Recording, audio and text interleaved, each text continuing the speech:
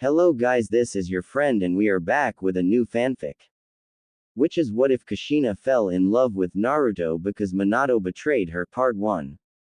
And if you enjoy this fanfic then please press the like button and subscribe to my channel for more fanfic like this. And now let's start the fanfic. Yondaime Hokage Minato Namikaze summoned the sealing platform to seal the Kyuubi in his newborn son Naruto. His wife Kushina Uzumaki, who'd kept the Kyuubi in control using her chakra chains, was looking at her husband with eyes full of pain and betrayal. She had believed that he loved her more than anything, but just a moment ago he had made it clear that the village is more important to him than anything else. She knew Minato loved the village, but she didn't know that he would sacrifice his son's life for it. From Minato's words it was clear that Naruto would be used as a weapon for the village, the same thing she hated with her very being. She wanted to stop that misdeed from being done, but she was too weak and she was also holding the Kyuubi back. From the look on Kyuubi's face she could tell he was angry, and if she loosens her hold on Kyuubi for even a moment the monster will kill her son. She didn't care about anyone at the moment. They all could go to hell for all she cared. But she cared for her son but still couldn't stop it from happening. Every moment was like someone was tearing at her heart when she saw Kyuubi being pulled in the seal in her beloved son. She came to reality when she heard her son's wails. She dragged her body to her son's crying form. Every wail and sobs coming from Naruto was just killing her. She knew he was in pain from the sealing. Even after being the Uzumaki, a little pain was like an aftereffect of sealing. She lifted her baby in her arms and embraced his frail form to her bosom and cooed, "Mama's here Naruto, everything is going to be all right." And as if he understood her words his crying reduced to sobs and he clutched his mom's hair tightly. Kushina giggled, "My son likes my hair, huh?" She cooed and the baby smiled, but that little moment of happiness with her baby boy cut short when suddenly someone yanked her baby away from her hands and she felt like someone tore her heart away from her body. She met with the eyes of Danzo, who was holding her son. Her eyes turned to her son when he started crying. She narrowed her eyes. "Danzo, give me my son back," she snarled. Danzo smirked. "This child is a Konoha weapon and it's Konoha property. I will mold him into an amazing and strongest weapon," he said. Then his smirk disappeared and narrowed his eyes. "And if you dared to stop me or try to do something foolish I will kill you right now," he said, and as he turned to go a golden chain stopped his path. He stopped and turned to Kushina, amusing. "I wonder if your son will have these chains," he said, and signaled his 2 root anbus to kill Kushina, and they lunged at her. Hiruzen and other shinobis were still on their way to the location. Several civilians were also going to the location of Kyuubi sealing. Hiruzen had already known what Minato had planned. After all, Minato discussed it with Hiruzen. Hiruzen was surprised to know that Minato would sacrifice his newborn child. He was happy inside that Konoha will get a weapon, but it made him uneasy when Minato said to Hiruzen that his son must be seen as a hero who saved the village. Hiruzen chuckled at Yondaime's naivety. There was no way villagers will treat Naruto as a hero when it would come to their knowledge that Kyuubi is sealed in Naruto. When Hiruzen reached at the location he saw that Danzo was holding Naruto and 1 root anbu was dead on the ground and other was panting heavily. Kushina was glaring at the remaining anbu and she was in worst state she could ever be. Kushina was on one of her knees. She was breathing heavily. Blood was pouring out from her arms and legs from several gashes that she took from first anbu. Her clothes were tattered. Her face was painted in her own blood, which was flowing from a wound on her head. Her body was trembling from the tiredness and exhaustion. Her eyes were opening and closing, indicating that she was fighting unconsciousness. Her chains were already on the verge of totally vanishing. Only one out of several was remained in existence. Hiruzen couldn't believe his eyes. Even after giving birth just 2 hours ago, even after crossing the limits of exhaustion, even after being so bruised and wounded severely, she was fighting. She really was a true shinobi, woman and a mother. The second remaining root anbu lunged at her with his sword in attempt to strike her neck, but in the nick of the time she blocked it with her chain, but the chain cracked and was ready to vanish. The Root Anbu smirked behind his mask and pushed more. Without wasting any moment, Kushina pierced his skull and the Anbu fell down on the ground with a thud as her chain disappeared, which showed that she didn't have any ounce of chakra left in her. She tried to stood up on trembling legs. "Give me back, my son," she said as loud as she could, but it came out as a whimper due to her passing the limits of exhaustion. Suddenly her eyes widened when she felt something warm on her stomach and a stinging feeling on her stomach. She looked down and saw that a sword was sticking out of her stomach and blood was pouring out from the spot where blade had pierced.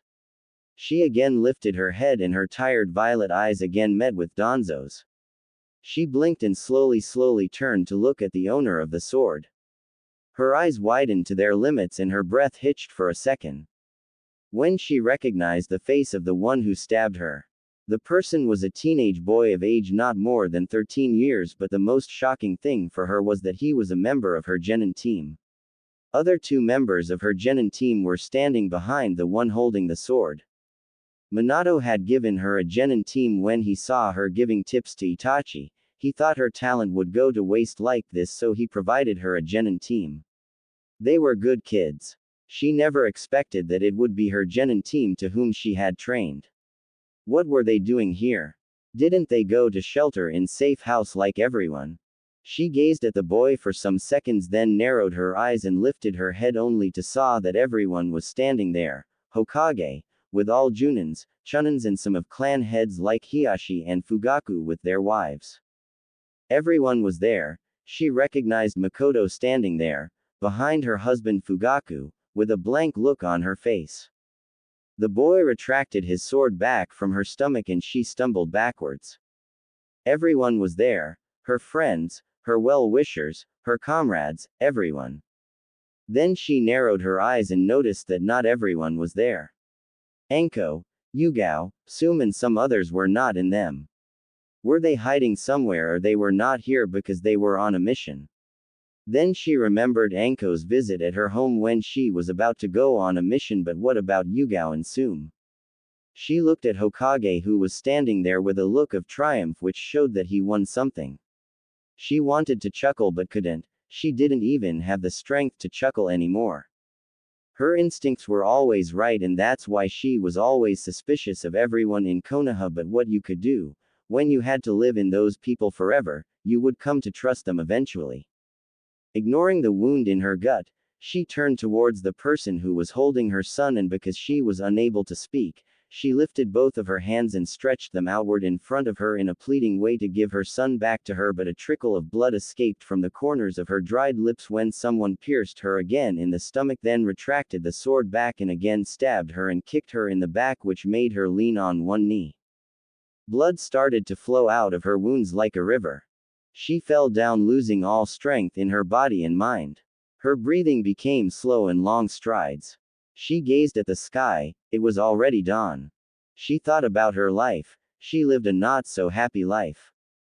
Her clan was destroyed and it left a deep scar on her heart, but after coming to Konoha, after a certain incident, she fell in love with Minato and then the scar started to heal slowly. She loved Minato deeply from her heart, but that same person betrayed her in the end, not only her husband but her friends and whole Konoha. She had only one regret at the moment, and that was, she couldn't do anything for her son who had just come in this cruel world, some hours ago. She couldn't talk to him, couldn't see him growing up, she couldn't shower him with her unconditional love as she had wanted from the start, even before her baby came into the world. She turned her head and looked at her baby boy. He had stopped crying and now was looking at his mother. His lower lip had stretched outward, ready to cry again. His blue eyes were calming her, but alas, she will never be able to gaze in those eyes again. Then suddenly the distance started to grow between her son and her. The smile which she was showing to her son vanished and her mind went in frenzy. No, don't take him away from me. She wanted to yell it, but words didn't come out. Tears had already started to pour from her eyes. No, give me back my son, give me back my son, you filthy human, give me back my son. Ba thump, ba thump, ba thump. She could hear her own heartbeat pounding in her ears. Suddenly Kushina's breath hitched and her body temperature started to rise. She felt like her body was melting from inside. Her irises disappeared from her eyes and soon after her pupils. Her violet eyes started to turn whitish with tints of red mixed in it. Two wide red markings formed on her cheeks, starting from under her eyes, like an arc, to her chin. Red cracks appeared on her whole body and they were shining as if lava was filled in those cracks. A black and red shockwave erupted from her and passed through all who were present there. A bone-chilling feeling of fear washed over whole village and its residents. Her hair became more like blood was flowing in the wind. She had red color as tints on her pale body. Her became larger and more alluring. Kushina slowly stood up. Everyone was watching her with wide eyes and sweat dripping from their pores. They were all surprised at what and how it was happening. Kushina's hands turned into blackish red scales and her nails turned into large sharp claws. A 4 inches wide and 7 or 8 foot long tail emerged from the base of her spine. The tail had black color with red marking like cracks on it. And on closer inspection, one could see that the tail had scales too. In her legs were knee-high black scaly-looking boots. A red and black aura of energy or was it chakra surrounded her. Her height increased to 6.5 foot. The thing that remained unchanged was her tattered and torn cloths. A piece of her white tattered blouse was hanging from her and supported on her right shoulder and her tattered pants which was now so short that it reached to only her upper thighs. It looked like a simple cloth was wrapped around her hips. After the transformation completed she opened her eyes. What is this? She thought looking at her arms that had red cracks to the elbows and then scaly claws in place of her fingers. This power, this feeling, it's amazing. I feel revived and much powerful than before. My wounds are all healed, she thought and looked at the sky. It was morning with sun above the horizon. It was pin-drop silence in the area. Everyone had wide eyes in shock and fear because Kushina was looking like a true demon now. My son, she muttered under her breath and looked towards the person holding her son. Kill that demon, Danzo shouted out in fear. Every Junin and Chunin lunged at her. They shot different kind of attacks towards her like fire, lightning, water, earth. Kushina stood there calmly, without doing anything, just watching the attacks soaring towards her at a normal speed. When the attacks were about 10 feet away from her, an invisible barrier erupted from the ground and blocked all attacks. She motioned her tail and sent it towards Danzo at blinding speeds and wrapped it around her son and retracted her tail back and took her son back in her arms. Danzo couldn't comprehend what was happening. His eyes became wide seeing as how fast she took her son back from his hands and he couldn't even blink. As Naruto came in her arms back, she felt like her heart started to beat again, which had stopped beating, literally. She felt her heart leapt up in joy. She couldn't stop her tears from her pupil-less and iris-less eyes. She showered Naruto's face with butterfly kisses which made her baby boy smile and squeal from the feeling of his mother's warm kisses. The assault of Junins and Chunins continued in the form of different kinds of jutsus but they were all being blocked by the invisible barrier. Danzo enraged, rushed towards Kushina but as he came in contact with the barrier, an electric shock ran through his body and threw him several feet back and blue sparks ran through the barrier. Seeing this everyone started to take their steps back in fear. Hokage moved towards the barrier. He too was nervous and tints of fear had already originated in him but he was Hokage, he wouldn't show fear in front of his peoples but he was sweating profusely. Hiruzen lifted his hand and touched the barrier with his index finger and as Danzo, he also felt an electric shock ran through his body and his whole body became numb. He stumbled several steps back on wobbling legs. Then Junins and Shunins threw weapons like kunais and shurikens and some even threw wind and fire-enhanced kunais to the barrier but as they touched the barrier, their weapons, shurikens, kunais and swords, all burned and melted in front of their eyes like wax. You damn whore, you showed your true colors. You monster, I will kill you and that demon son of yours and free this village, Danzo shouted in anger. Hearing him the people present there got their courage back a little and they also started to shout. Hiruzen looked to Kakashi. Kakashi, try to use your lightning and see if it does anything, Hokage said to Kakashi in a stammering voice. He was still trembling a little from earlier electric shock. Kakashi nodded and activated his Chidori and ran towards the barrier, which was visible now in transparent blue color.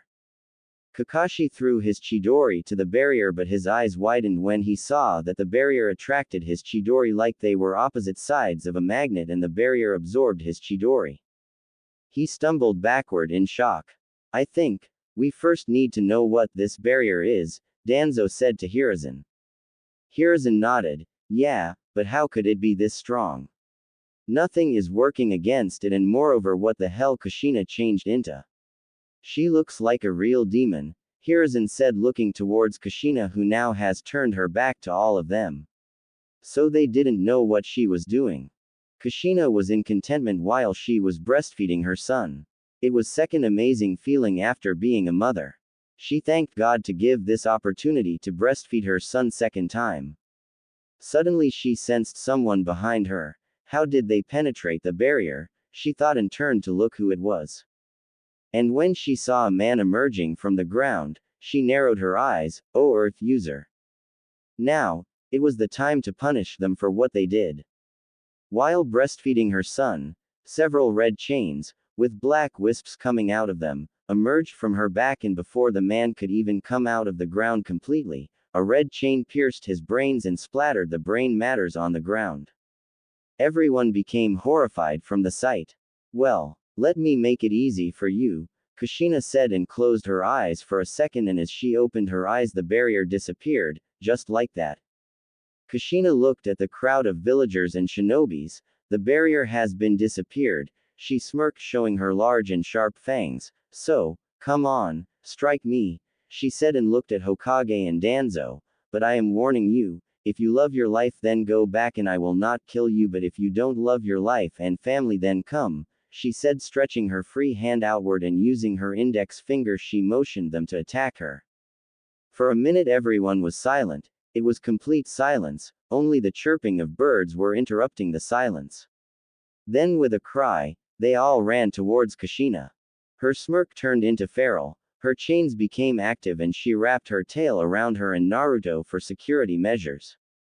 She saw that her 3 genins were in front line, and seeing this she smirked like a predator. One of her chain went soaring towards the genin who was holding the sword and had stabbed her earlier. The red chain stabbed the teenage boy in the left thigh. He stopped and cried in pain. Second chain pierced his right thigh, then third chair pierced his right shoulder and then left. Then she lifted him in the air for everyone to see what she was going to do with him. A chain came near the boy's gut and started to pierce his stomach at a slow pace. The boy cried out in agony and writhed. How does it feel to be stabbed in the gut, huh? Are you having fun? No, I guess, but that's the fate you chose, Kushina said, and another chain pierced him between his lungs.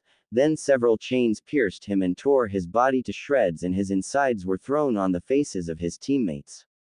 The other 2 genins became horrified and started to retreat, but before they could retreat several chains pierced them. She sighed in sadness. It was not fun to kill kids, but they called it upon themselves, and there's an old saying, when the buffaloes fight crops suffers. After killing her 3 genin students, she saw 2 Anbu to her right and 2 Junins and 2 Chunins in front of her and Hokage and Danzo to her right. She pierced the thighs of the 2 Anbus and then severed their limbs and threw them at the Hokage and Danzo. 4 chains erupted from the ground and stabbed in the stomachs of Junins and Chunins. The Konoha Junins and Chunins weren't even able to see the chains, let alone dodge them. She took a step forward and kept shredding their heads, legs and arms of her opponents. She didn't care if it was a civilian or shinobi, both were responsible. The blood had started to pool on the ground, painting the ground red and filled with limbs everywhere. Now everyone was panicking and a stampede occurred. Kushina was dodging, blocking and attacking at the same time in all directions using her chains. Suddenly someone threw a smokescreen and smoke filled the area, but she could see their chakra like a Byakugan user, so she didn't stop her assault. Uchiha Fugaku casted a genjutsu, but she sent him in a genjutsu like Mangekyo Sharingan. Yamanaka's tried to enter her mind, but a fierce look made them faint. Yamato tried to make a wood barrier around Kushina, but her chains shattered it like butter. Then Kushina saw a horde of bugs coming towards her. She smirked. Her chains started to heat up and they became so hot that they started to encase in a fire and send some of her chains in the horde of the bugs, and the chains started a dance of bug death, and just after 1 minute the field was clear of any bugs. She lifted her hand and stretched her palm outward.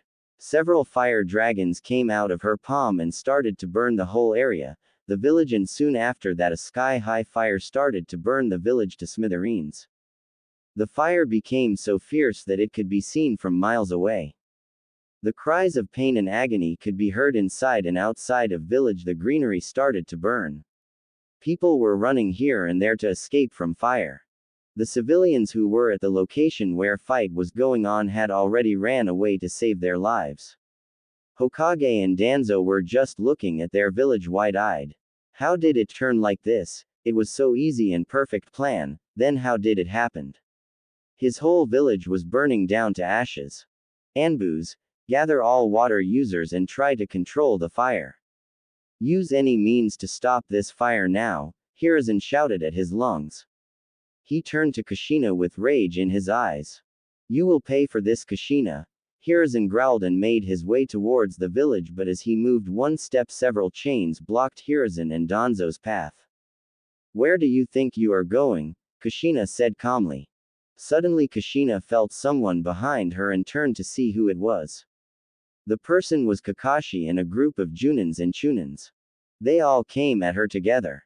It only made her more excited to sever their limbs from their bodies. She retracted her chains and attacked the group of shinobis, and in just a matter of seconds their limbs fell down on the ground, heads and legs and arms, their half-bodies which had been cut from middle. Then suddenly she felt a little stinging sensation on her nipple. Naruto was sucking on Naruto. Don't bite on it, she scolded her baby. And the baby gave a squeal in return and a large smile, like he knew what was happening and he was excited and enjoying it. Kushina turned towards Kakashi and found him disappear. Huh?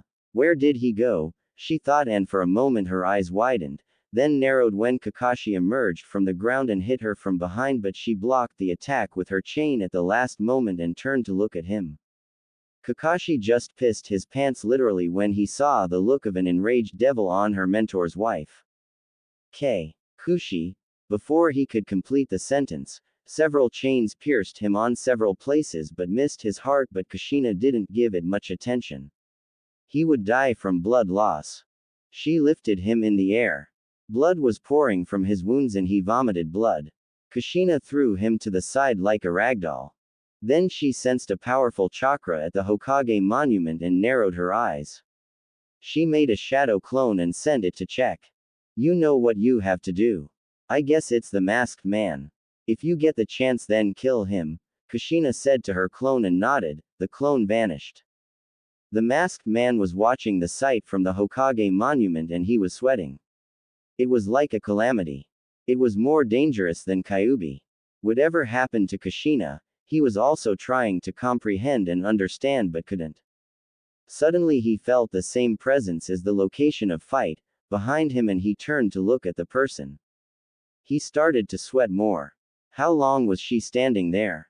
I couldn't even sense her presence, he thought, and he saw her twitch, but before he could activate his Kamui, she grabbed the mask and it shattered under her fingers in human pressure. Her eyes narrowed as she tried to identify the person. Who are you? She asked. Then she narrowed her eyes. You are the one who freed Kyuubi from me, right? She said, and the chains emerged from Clone's back and pointed towards the person. Suddenly her eyes became wide in realization, when she recognized the person. You are Obito, she voiced in shock, and he decided it was the cue for him to retreat. He then transported into other dimension using Kamui, by taking the advantage of Kushina's momentarily shock. Ah, Kamui, I will have to think something about it, she muttered and dispelled. So it was Obito, original, Kushina muttered.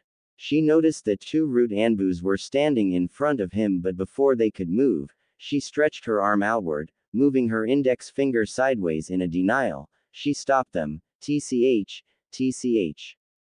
Don't you dare to touch my son, she growled, and two chains pierced their heads and they fell down dead. She looked around and noticed that no one was there anymore. She sighed then. Her breath became slow and she felt her consciousness fading. She activated the barrier immediately before anything could happen. Her tail disappeared and her hairs changed back to their previous form. Her eyes turned to their violet color and she became just like she was before. She fell down with Naruto still nursing on her, and the exhaustion did its work on her and she closed her eyes. Naruto kept nursing on her whole time. Just how much hungry a baby could be, it was only Naruto or every baby is like that. Kushina thought with closed eyes and then she became unconscious. After 5 hours in the afternoon, the village was destroyed. Nothing remained unharmed. Hokage was watching the burning village, standing on the collapsed Hokage building's debris. Every paper and documents were burned. Nothing remained intact in the Hokage building. The howls of pain and the cries of agony were like hot melted iron in Hokage's ears. He gritted his teeth in anger. He was going to have a weapon and become the strongest village again. Their plan was perfect, then how did it come to this? Danzo came beside him with other council members. How's the rescue operations coming along, Shikaku? Hiruzen asked with frustration. Shikaku looked at the demolished village. Our every shinobi is working their sweats out to rescue as many people as we can. We also trying to blow out the fire, Shikaku said, then looked at Hiruzen.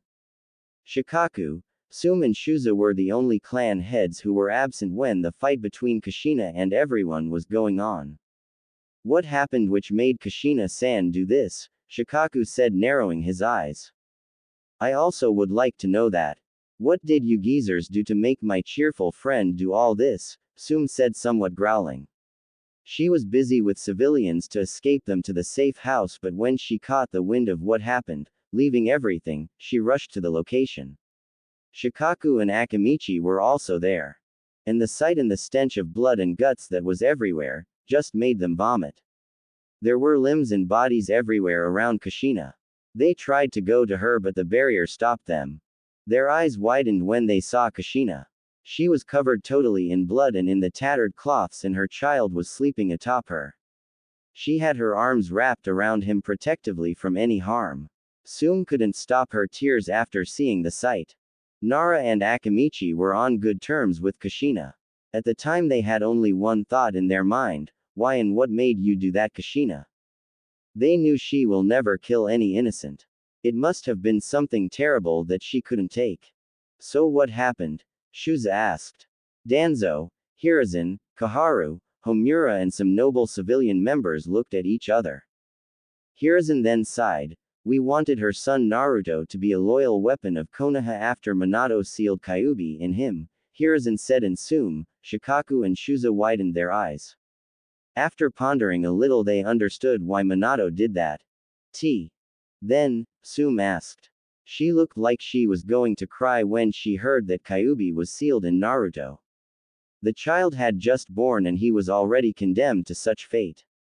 We took her child from her and... He stopped and looked at Danzo. And what? Sum shouted. We tried to kill Kushina, Danzo stated. What? The three widened their eyes. Sum put her hands on mouth. It was needed because, if she had left alive she never would have let her son turn into a weapon, and the emotions makes a person weak. These useless emotions not needed in a weapon. So we killed her, but we don't know what happened. She changed into some kind of creature or something and it all happened, Danzo said, finishing. Sum had tears in her eyes and Shikaku and Shuza were clenching their teeth in anger and disgust. How could you do that? Shikaku hissed through gritted teeth. Why? You are not human. You are monsters in human disguise. I feel ashamed calling myself a Konoha kunoichi, Sum said, growling, and ran to her home. Shikaku and Shuza shook their heads in disappointment. We agree with Sum, they said, and went to their homes. Sum entered her home angrily, pushing the door so hard that it became loose hinges. Hana! She shouted. Hana, come here now, Sum yelled to her lungs. Hana came running. She froze when she saw the furious look on her mother's face. Yes, Mom, she said meekly. Hana, go to Kushina's location now and wait there, and when she wakes up, bring her here. And if anyone tries to stop you, treat them as nuisances, even Hokage, Sum said, and Hana nodded, but before going out she needed to calm her mother. She put a hand on Sum's shoulder. Mom, I am going, but before that you need to calm down. It's not healthy for the baby, you know. You are about to give birth to my brother or sister, Hana said, and Sum calmed down. Sum's husband had died 7 months ago, 1 month after Sum had conceived the child. Hana then immediately rushed out to Kushina's location. When Hana reached there, her mind went into dizziness from the rotten smell and she almost fainted from it, but she composed herself and looked at Kushina. Her mom had warned her that there's a barrier around Kushina, so she will have to wait for her to wake up. It was hard for her to stay there, so she made a little distance between them and decided to keep an eye from afar. What are your plans now? Danzo asked to Hiruzen, who smirked evilly. If Kushina doesn't transform again, then I am sure we would be able to incapacitate her. Then separating her from her son would be effortless, and then she herself might be useful for us, Hiruzen said, and Danzo and everyone nodded and went to their own devices. It had been 4 hours and there was no sign of Kushina waking up. Naruto had also woken up and now he was crying from was night, so Hana had made a small fire near Kushina's location. Sum had also come there when Hana didn't return with Kushina. Both mother and daughter together were waiting for Kushina to wake up. On the whole, it had been 12 hours since the incident and it was night now. Hokage had sent information to every shinobi who was out on missions and ordered them to return as soon as possible. Kushina groaned and she slowly opened her eyes. It was dark. Hun, it's night already. It seems a whole day has passed, and she heard Naruto's cries and she immediately sat up and lifted Naruto in her arms and started cooing. Naruto's face was red from crying and he was snotting too. Ah, my baby, Mama is sorry, baby. You must be hungry. Is my boy hungry? She said lovingly and pulled up her tattered blouse or whatever remained of it and put her nipple in crying Naruto's mouth, and instantly, he stopped crying as he found the appendage and started to suckle on her nipple. She winced from the stinging feeling in her nipple when Naruto sucked a little harshly. In attempt to satiate his hunger immediately, he bit on her nipple a little. OWW, ouch, I am sorry, sorry. She also understood what happened. He wanted to fill his stomach as soon as possible. Kushina just sighed in contentment and then looked around. Oh, the barrier, she thought. She slowly stood up. Her stomach growled in hunger. How long has it been since she had eaten anything? More than 24 hours. She deactivated the barrier and noticed the fire. Who is there? Kushina shouted, narrowing her eyes. Hana and Sum heard Kushina and came rushing to her. Kushina, are you alright? Sum asked in worry as she stopped in front of Kushina and started to check for any possible wounds. Kushina looked at Sum for several seconds and then startled when Sum hugged her and started to cry on her shoulder, muttering, I am sorry, again and again. Kushina sighed and put her free hand on Sum's shoulder to calm her down. After Sum calmed down, they looked at each other. Kushina, if I had known about it I wouldn't have let it happen, Sum said in a cracking voice. Kushina scoffed, hearing Sum, you couldn't have done anything because whole village was against me and you couldn't have fought to whole village, could you? Face it, Sum, no one could have done anything, Kushina said and looked at Naruto, who was desperately busy in filling his stomach. Sum couldn't say anything after hearing her. Kushina was right.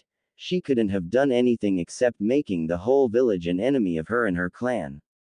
She looked down in distress but looked up when Kushina put a hand on her shoulder. But I am happy that you were not there, Kushina said, smiling that made Sum confused, but after some moments she understood and her eyes widened and welled up. Who were there? Sum asked, on the verge on crying. Kushina looked in the distance above Sum's shoulder. Everyone I can think of except a few.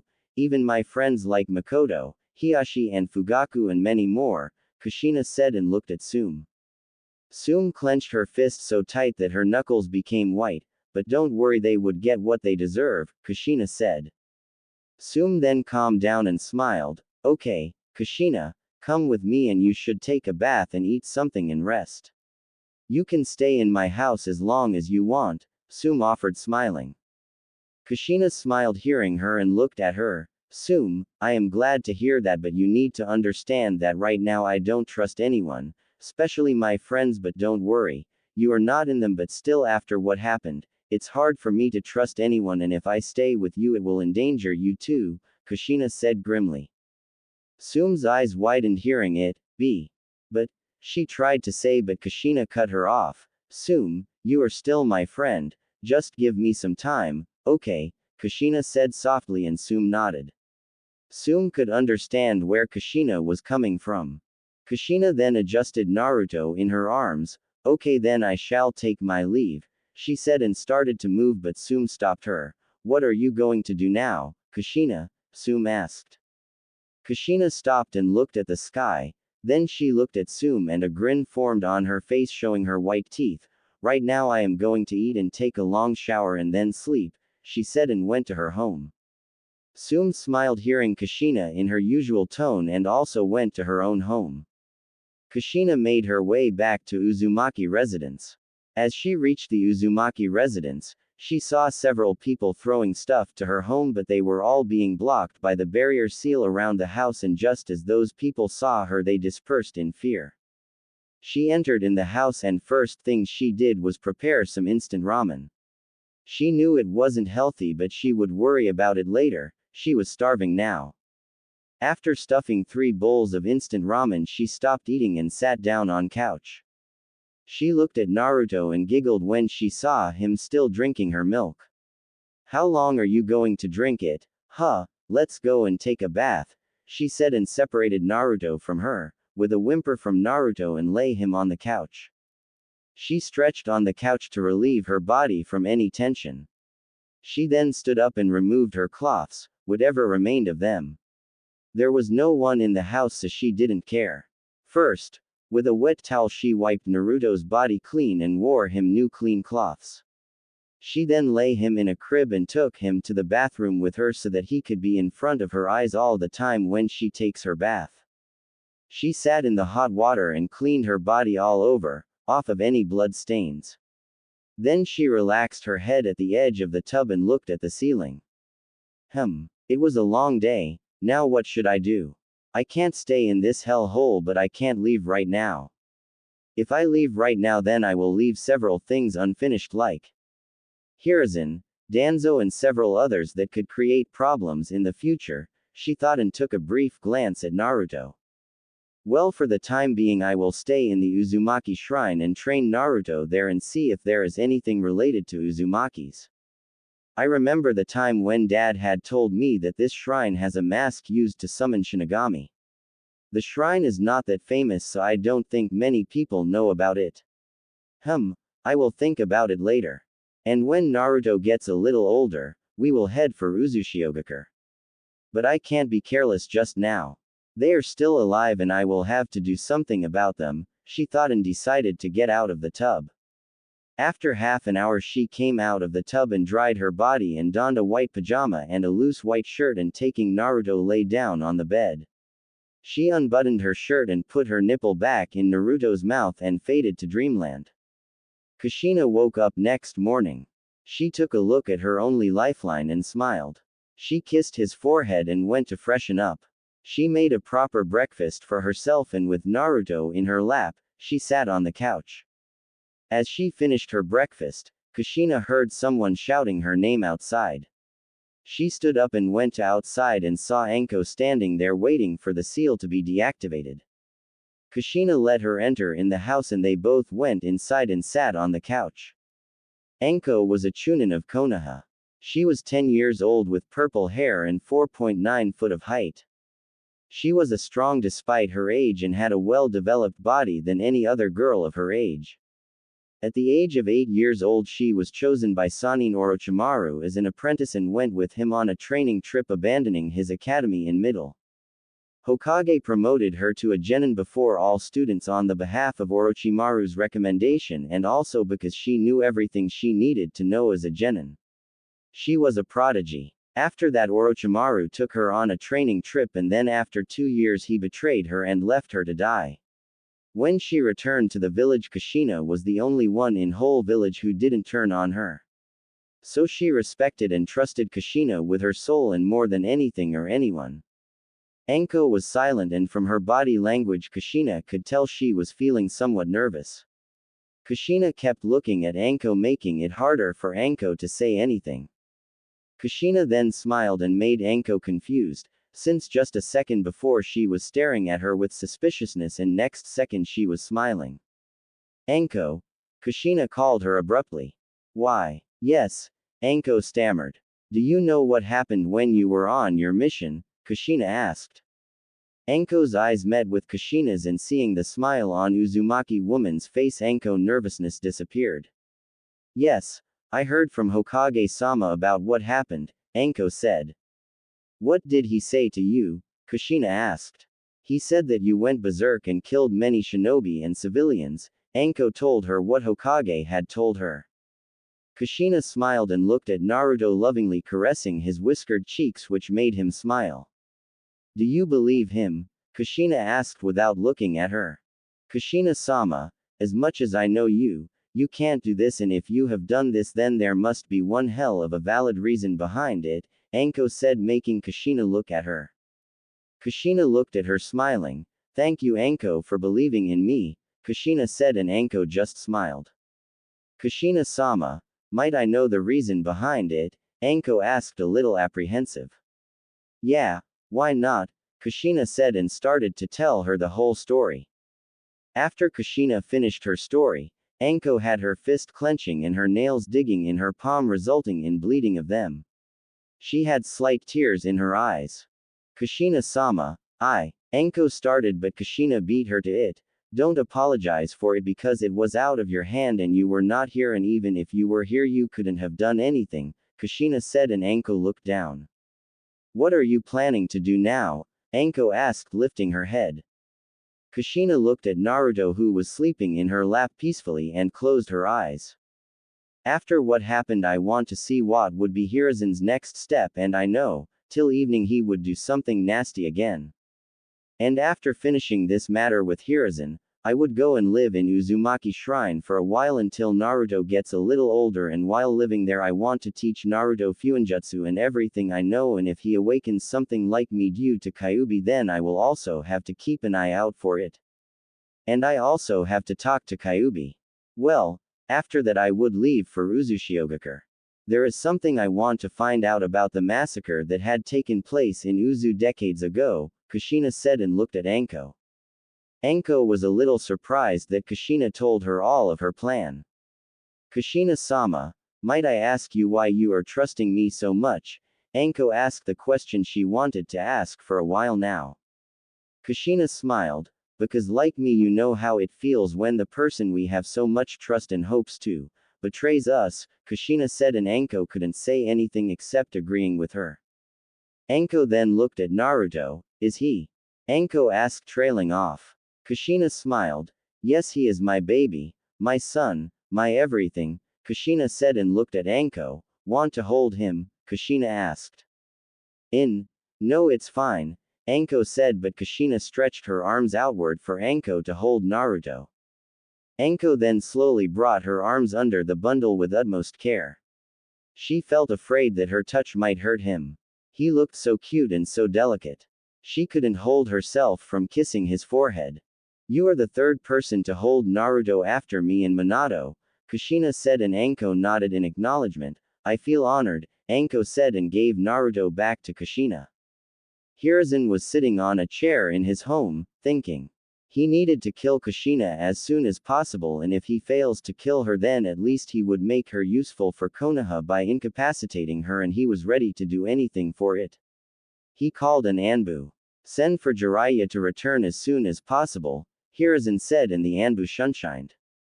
Let's see what Jiraiya is capable of, and if he alone isn't enough then Danzo and me would help Jiraiya in killing Kushina. He thought and smirked. He is a Fuinjutsu master. If he becomes able to seal her memories or seal her powers then we will involve her in CRA, he smirked evilly.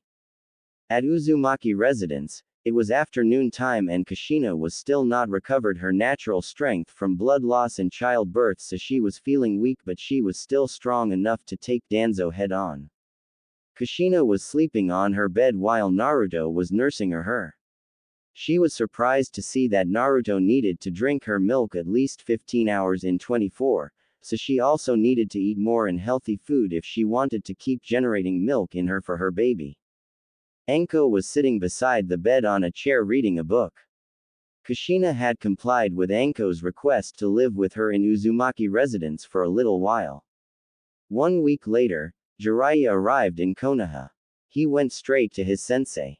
"Ah, Jiraiya, I was waiting for you," Hiruzen said and offered Jiraiya a seat. "Sensei, is it true that Minato died in Naruto as the new Jinchuriki of Kyuubi?"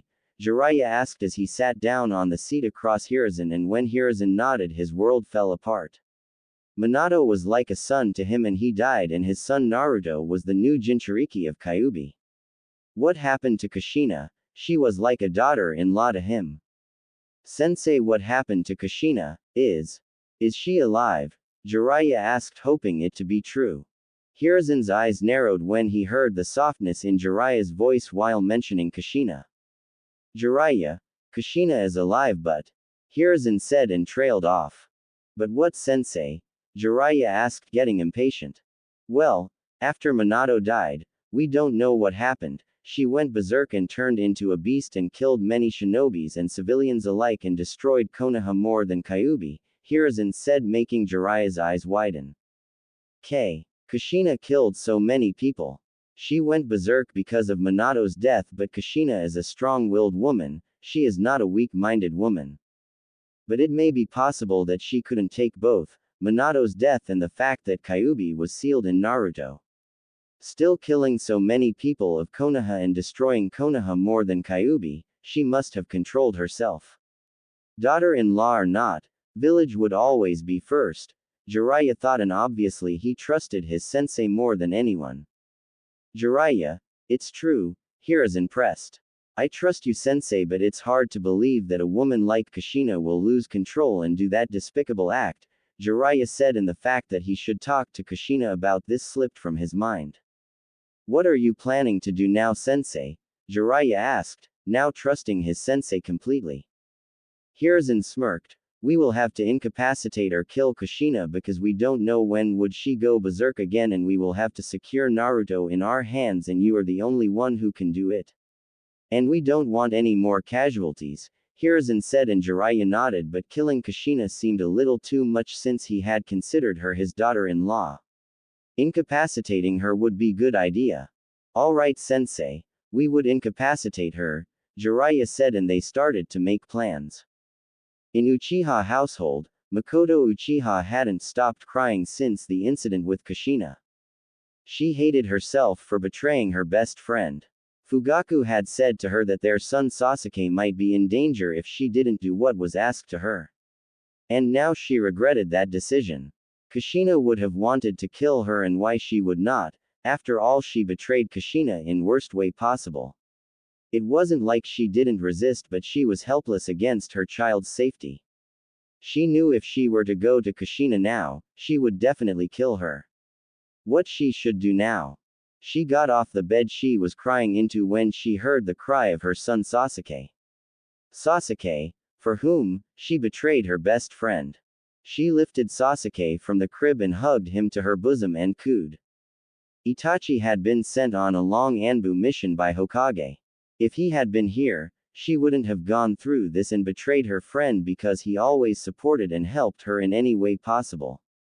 Makoto felt suffocation in the room, in that building, so she decided to go out for a walk. She decided that she would go to Kushina with Itachi when he returns and beg for forgiveness. It was evening. Kushina with Naruto in her arms and Anko were sitting in the living room sipping tea and munching on some chips. Kushina looked at Anko. "Anko, you will have to go and live in your apartment," Kuahina said while caressing Naruto's hairs. What? Why? Did I do something to offend you?" Anko asked in panic. Kushina smiled.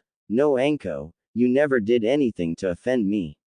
If you live with me, your life might be in danger. I know how everyone treats you, but we will have to do it. Hokage doesn't know that you are with me, so you will be safe there, and it's not like you can't come here. You can come here anytime you want, Kushina said, and Anko's eyes welled up. She stood up and hugged Kushina, and Kushina returned the hug. Okay, Anko said, and went to gather her belongings. When Anko went to her apartment, Kushina sat on her bed with Naruto sleeping beside her. She looked at the ceiling. So Jiraiya has come. What is the possibility that he would betray me?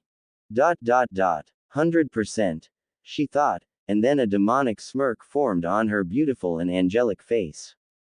After her transformation, she had become more beautiful, and her facial features became more attractive and luscious, her red lips became more delicious. Her body had become more voluptuous, in her, even though her were producing milk for her baby, they were firmer and gravity didn't have any effect on her, and they became larger than D cups. Her skin had a lush glow in it. Overall, any man would ruin their underwear, just from a look of her. Well, from where should I start? From Hiruzen or that asshole Obito? She muttered, then her eyes turned to Naruto's sleeping form. Well, I guess, I should start from Hiruzen and Danzo. I can't be careless even for a minute. I need to stay alert at every moment, she thought. She sighed. She can't stay alert for potential dangers if Naruto take her full attention. It's impossible for me to relax in this disgusting village, she said to herself, and then an idea came to her. She would make a special blood clone with several modifications of her own, and that clone would do everything for her, which could have only be done by separating Naruto from herself, and that clone would take care of the danger alert issues and tell her if something is wrong. And then without worry she would train Naruto in everything that she could. She couldn't stop herself from smiling widely and lovingly at her son. She kissed his forehead and faded off into a sleep with her baby boy in her arms. Next day, Kushina made a blood clone with several modifications just as she wanted. This blood clone was made using 5 elements, which were the main constituents of every living being's body. She had put several seals on her clone. One to transfer information from her clone to herself every day. Second seal was like a on and off switch, and only she knew where it was. Using these features, Kushina could make her sleep and work whenever she wanted. The clone would not dispel even if it gets severely wounded. It would die like a normal human. Only Kushina could dispel it, if she wanted. She ordered clone to behave like she was original Kushina so that the clone could go out and keep an eye on everyone, and also will do every housework while Kushina will concentrate on Naruto. The Uzumaki residence had a large forest-like establishment behind the house. It was separated from the house with a large glass wall. The forest had 10-foot-high fencing around it, separating it from remaining land. The Uzumaki forest had an onsen and a pool for swimming and other purposes. Kushina looked at the scene and sighed. She will have to leave this amazing place. Why don't I teleport it to Uzumaki Shrine, she thought and smirked. Now she only has to wait till evening. If Hiruzen made any move, then she would kill him, and if not, then tomorrow she would kill him herself. Suddenly she sensed Jiraiya's chakra nearby, and after 1 minute her doorbell rang. She looked at her clone. I am going to the bedroom. It will be your first testing. The things you need to remember are, don't trust anyone and be careful of Jiraiya. He might have betrayed us already, Kushina instructed to her clone, and went upstairs to the bedroom. The clone Kushina went to open the door. Clone opened the door and saw that Jiraiya was standing there with flowers in his hands with a stupid grin on his face. He made a gesture to hug Kushina, but she stopped him with her palm touching his chest. You have come after a long time, Kushina asked without any emotions on her face. Well, I was busy with my research. Anyway, are you going to invite me inside or will keep me standing here? Jiraiya said, trying to take a look inside. Kushina then ushered him inside and to the couch. Jiraiya's features then became somber. So, Minato, he trailed off. Yeah, he died, Kushina said, looking to the side. Though he knew how it happened from Hiruzen, but he thought of asking Kushina.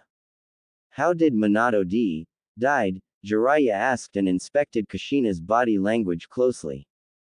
Kushina sighed sadly. He summoned Shinigami and sealed the Kyuubi in Naruto and, she trailed off faking like she couldn't say it.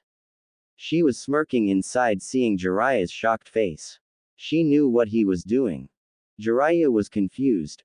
Originally he had thought that Kushina would at least become angry when he mentions Minato's death. But she was calm and taking it well. Then it clicked in his mind, she was mentally sick. He felt an ounce of sadness, but his mind became clear when the question of Konoha's safety invaded his mind and his will hardened to do what was necessary. I wanted to see him with his son growing up, Jiraiya said looking down. Kushina sighed again but didn't say anything. Jiraiya looked at Kushina. He needed to send Kushina somewhere if he wanted to put some spying and chakra restriction seals there. Where's Naruto? I want to see my godson, Jiraiya said smiling sadly. Yeah, it might work. Kushina would go to bring Naruto and that would give me a chance, he thought. Kushina mirrored Jiraiya's sad smile and nodded, but instead of going herself, Kushina's under-testing clone made another clone and sent the clone to fetch Naruto.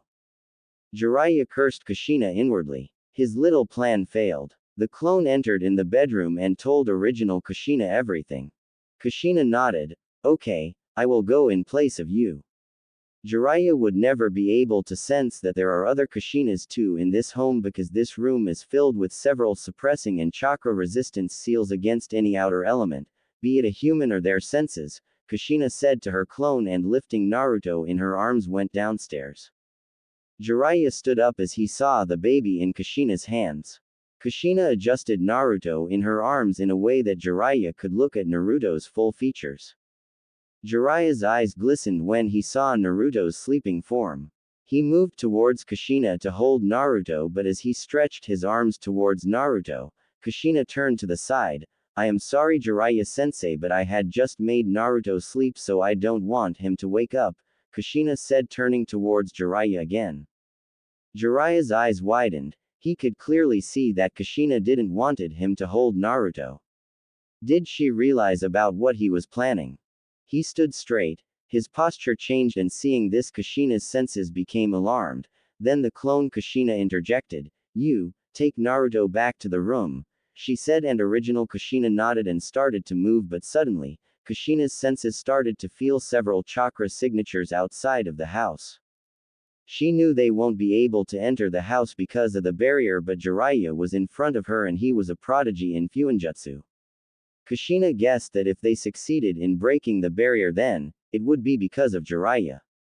Either he had done something or he had some plan to make the oncoming intruders' entry easy.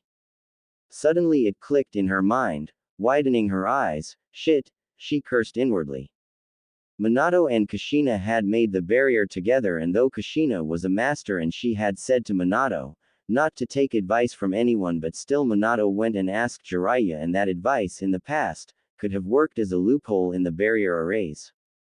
She immediately shined to the bedroom and put several seals in a matter of seconds to stop any infiltration in the room. She changed her cloths and wore her ninja dress and filled her pockets with necessary weapons. She also took several Tralong kunais that she could use in Hiraishin. She wrapped Naruto in a large cloth and tied him to her bosom in a way that it would not affect her fighting, and if Naruto felt hungry, it would be easy to feed him. She made a hand seal and teleported. Downstairs, the clone Kushina was looking at Jiraiya. Jiraiya, she trailed off. Jiraiya looked at Kushina. Kushina, if you cooperate, I promise you that you will be safe, and I will ask Sensei to alter your punishment and hand Naruto over to us, Jiraiya said and narrowed his eyes when Kushina started to chuckle. Why are you chuckling? Jiraiya asked confused.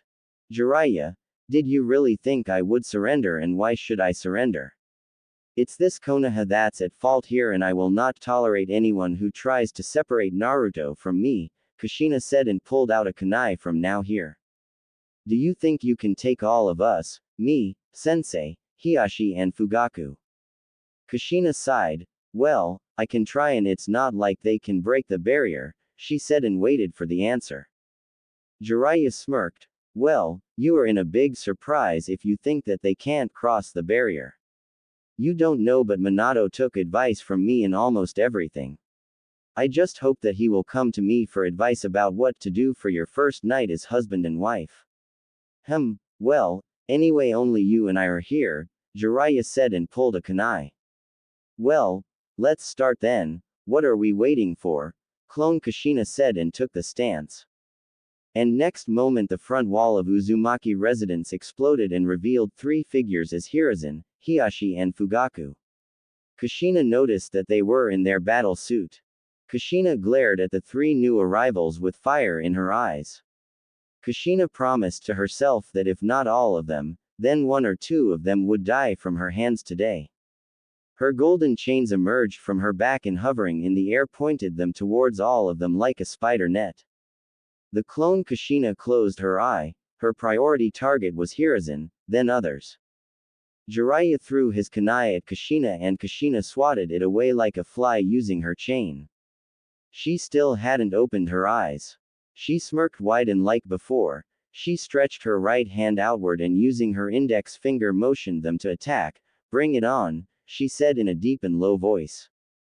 The group of four then charged their respective attacks. Hiruzen summoned Enma and the monkey transformed into a staff. Fugaku activated his Sharingan and started to prepare his most powerful genjutsu. Hiashi also activated his Byakugan. Jiraiya activated his Sage mode, but as he tried to move, his body paralyzed, his chakra flow in his body stopped but not enough to let him die. He fell down on the floor. Hiruzen looked at Jiraiya with wide eyes, and then looked at Kushina with fury. What the hell did you do to him, you bitch? Hiruzen shouted. Kushina heard the insult but didn't say anything, and next moment Hiruzen blocked an adamantine golden chain in the nick of time and saved his head from piercing. Hiashi rushed towards Kushina and Kushina sent four chains towards him and engaged him in a fierce taijutsu battle with his chains, and those were chains so most of his techniques didn't work and it was impossible for him to break the thick chains, though if he used his most powerful attack then he might be able to destroy her chains, but only if she gave him time to do so. He continued to struggle against the chains. Hiruzen saw Hiashi and nodded to himself. Fugaku was still busy in preparing. Hiruzen then made a hand seal and shot several flame bullets at Kushina, but she blocked all the flame bullets. Hiruzen then rushed towards Kushina with his staff, and when he reached close to Kushina he jumped and brought his staff from up to down on her head, but Kushina blocked his staff with her chain and punched Hiruzen in the face, which sent him flying back, but when Hiruzen was in the air Kushina wrapped her chain in his ankle and with force smashed his body in the ground, shattering the floor. Hiruzen coughed blood. Kushina then lifted Hiruzen and swung him in the air, and with his body she hit Hiashi, who was still idiotically struggling with several of her chains. Hiashi and Hiruzen both went hurtling into a wall, and the force of impact made a crater in the wall and cracked the whole wall. Come on, Hiruzen, is this your best shot and you call yourself Hokage? It would be better if I take your position, Kushina said to Hiruzen, who was lying on the ground under Hiashi. Both of them were bleeding from their head. Kushina then looked towards Fugaku. Using one of her chains she hit him on the side of his head and sent him spinning in the ground. Then she noticed Hiruzen and Hiashi stood up. They both looked to each other and nodded, and both rushed toward Kushina with blinding speeds 10 times more than before, and they caught Kushina off guard. Hiruzen's staff hit Kushina flat in the stomach and sent her several feet in the air. While in the air Hiashi was waiting for her, and he hit Kushina's clone with his gentle fist and sent her downward in the ground, shattering the tiles and making a large crater in Uzumaki Residence's living room's floor. Then Hiruzen shouted, "Fire release! Fire dragon head!" Both of his hands stretched outwards and a large dragon head shot out from his palms and went soaring in the crater Kushina was in and exploded in the crater, making the living room fill with the fire, heat and smoke. As the fire was about to dissipate, Fugaku shouted, "Fire release! Great fireball jutsu," and threw it in the crater, making the dissipating fire explode again in a fierce explosion. Hiruzen, Hiashi and Fugaku waited for the fire to dissipate again, but before the fire could dissipate again, 3 red chains, lava dripping from them, shot from the fire and pierced Fugaku's leg. Hiyashi's shoulder and Hiruzen, at the last moment was able to dodge it, but still the chain left a large gash on his arm. A Kushina wrapped in chains came out of the fire. Her cloths had burned and chains were the only part that turned into the part of her other transformation. A dangerous look on her face, and her violet eyes were shining, making them more demonic. Hiruzen then made a hand sign and a swamp appeared where Kushina was standing and Kushina started to sink in the ground. Hiruzen then made another hand sign and the swamp froze, making Kushina immobile. Hiruzen ran forward with his highest speed in attempt to take advantage of her condition and catch her off guard again. Hiruzen disappeared and appeared in front of Kushina and swung his staff to break Kushina's legs, but as the staff was about to connect her legs, a chain blocked the path of the staff, stopping its velocity. Kushina used her lava-dripping chains to break the frozen swamp and using her chains as a support came out of the ground and landed on solid ground, but as she landed, she found herself face to face with Hiyashi, who then hit her with gentle fist and blocked her chakra pathway system, but not enough to kill her. Then Hiyashi used his 8 trigrams vacuum palm and sent Kushina's clone in the wall, but the attack had so much force that the wall couldn't stop her trajectory and shattered, and Kushina went through several walls before stopping to a halt. Kushina was outside now, her chains had disappeared and she lay there motionless, all bloodied and battered. After some moments she opened her eyes and saw that her 3 opponents were standing, towering over her, but as she tried to stood up, Fugaku put his foot her chest, forcing her down. Then next moment Fugaku's face was inches away from Kushina's and Kushina's clone's eyes widened when she saw the red eyes of Fugaku, showing that his Mangekyo Sharingan was activated. His eyes looked intensely in hers and captured her in a painful genjutsu. HMPH, not so strong now, hun, where did your strength go now, you whore? Now stay in my genjutsu and see your son dying again and again, Fugaku said and put more force on his foot, and for a second he noticed how large her were, but next second he shook the thought. He turned to Hokage and Hiyashi, who were still panting. Now, fight is over, Hokage-sama, Fugaku said and looked at Kushina again. There was a time when Fugaku lusted over Kushina, but she loved Minato. He had thought that she was a lone Uzumaki. He had sometimes insinuated his feelings, but she, being the blockhead she was, always beat him and he ended in hospital. Now was a chance for him. He looked at Hokage. Hokage-sama, you can have her son, but I am the one who defeated her, so I would keep her for a while, and when I am done, you can do whatever you want with her, Fugaku said, and Hiruzen nodded. Fugaku then laughed insanely, but they didn't realize the impending doom coming towards them with a sonic speed.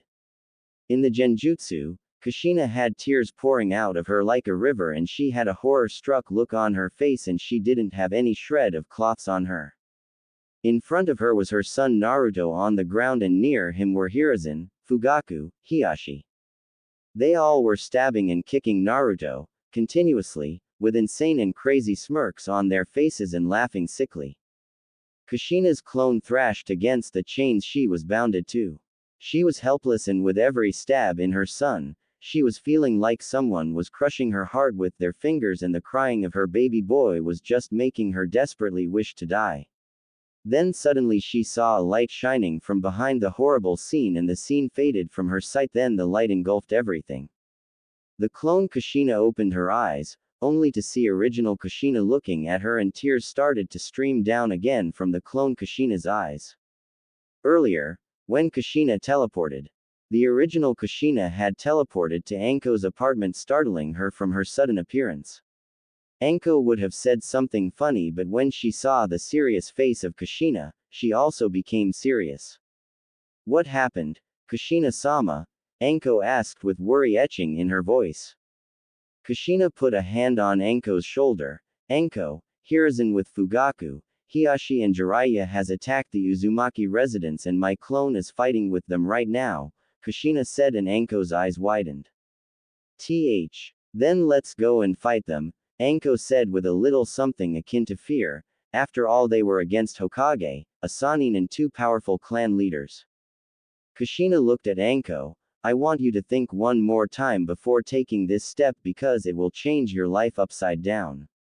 Your life would be in danger at every moment, so think before making any haste, Kushina said to Anko. She didn't want Anko to regret later because of any hastily made decisions. Anko closed her eyes then opened.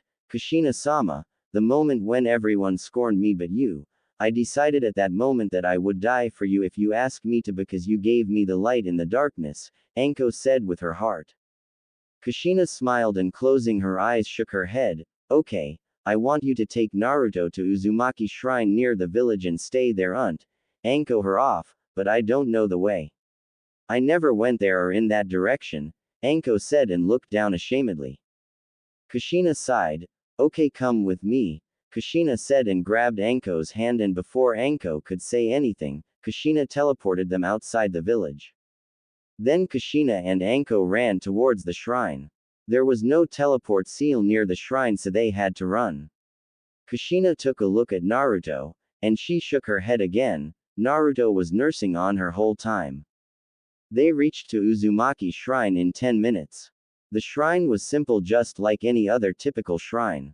It had a gate with an Uzumaki symbol inscribed at the top. But it was on the verge of collapsing. Kushina and Anko entered in the shrine. Kushina didn't stop for anything, she went straight for the deepest room in the shrine, and when she reached there, she entered in the room.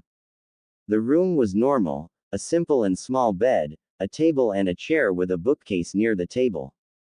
Kushina looked at Anko. Stay here with Naruto, until I return, and if someone comes, then kill them and protect Naruto at any cost, Kushina said, and Anko nodded, but Kushina kept staring in Anko's eyes, making her uncomfortable. Anko, I am handing you my one and only life in your hands.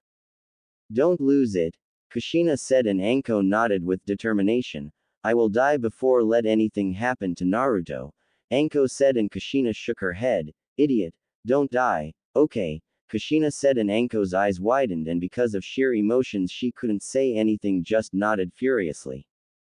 Kushina unfastened the piece of cloths which was holding Naruto to her bosom. Then she looked at Naruto, suckling his milk.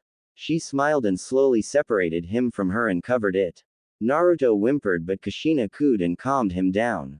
Kushina looked at Naruto and smiled. Naruto, Mama has to go and punish some bad guys who tried to kill your mama, but don't worry, I will be back soon, before you get hungry again. You will be with your big sis Anko, okay, so be a good boy, Kushina said to Naruto, and the baby Naruto just smiled and motioned his hands in the air. Kushina smiled warmly and kissed his forehead and both cheeks. For a second she thought to take Naruto with her, but reluctantly she stretched her arms outward and handed Naruto to Anko. Anko then nodded to Kushina and Kushina to Anko, don't go out of this room, okay? I will put some seals in this room so no one would be able to sense your chakras. This would be my final fight with Konoha, probably. I have bring Naruto here because there's a risk that Hiruzen's Anbus may attack my baby while I fight those four, Kushina said to Anko, who nodded. Kushina then turned and left. She teleported to a mark in front of the Uzumaki residence. She had made several modifications in the original Hiraishin to teleport to longer distance and faster than before, and at the cost of minimal chakra. She hadn't even told Minato about the modifications in it because she wanted to beat him umpteenth time in a spar using it. She appeared in front of her house and her eyes widened when she saw a half-collapsed Uzumaki residence. She gritted her teeth in unbridled rage and her eyes turned whitish with red tints in it. She wanted to teleport that house to Uzumaki Shrine and live in it with her son.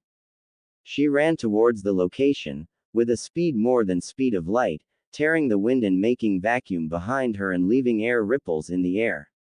Kushina's blood boiled when she saw the sight of Fugaku's foot on her clones. She closed the distance in moments and without stopping gave a ferocious punch to Fugaku's face, shattering his jaw immediately and sent him soaring through many houses and their walls, trolleys, shops, and then half-built Hokage Tower, collapsing it again, and struck the Hokage monument wall and made a large crater in the wall. He got hit in the wall so fast and with such a force that it cracked the third's face and fell down on the ground. Fugaku went in a unconscious mode immediately. His whole body was broken. His legs, His arms, his stomach, his ribs, his lungs, his head, his jaw was hanging down.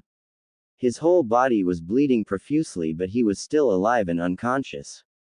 Kushina looked at her clone and immediately lifted her head in her lap.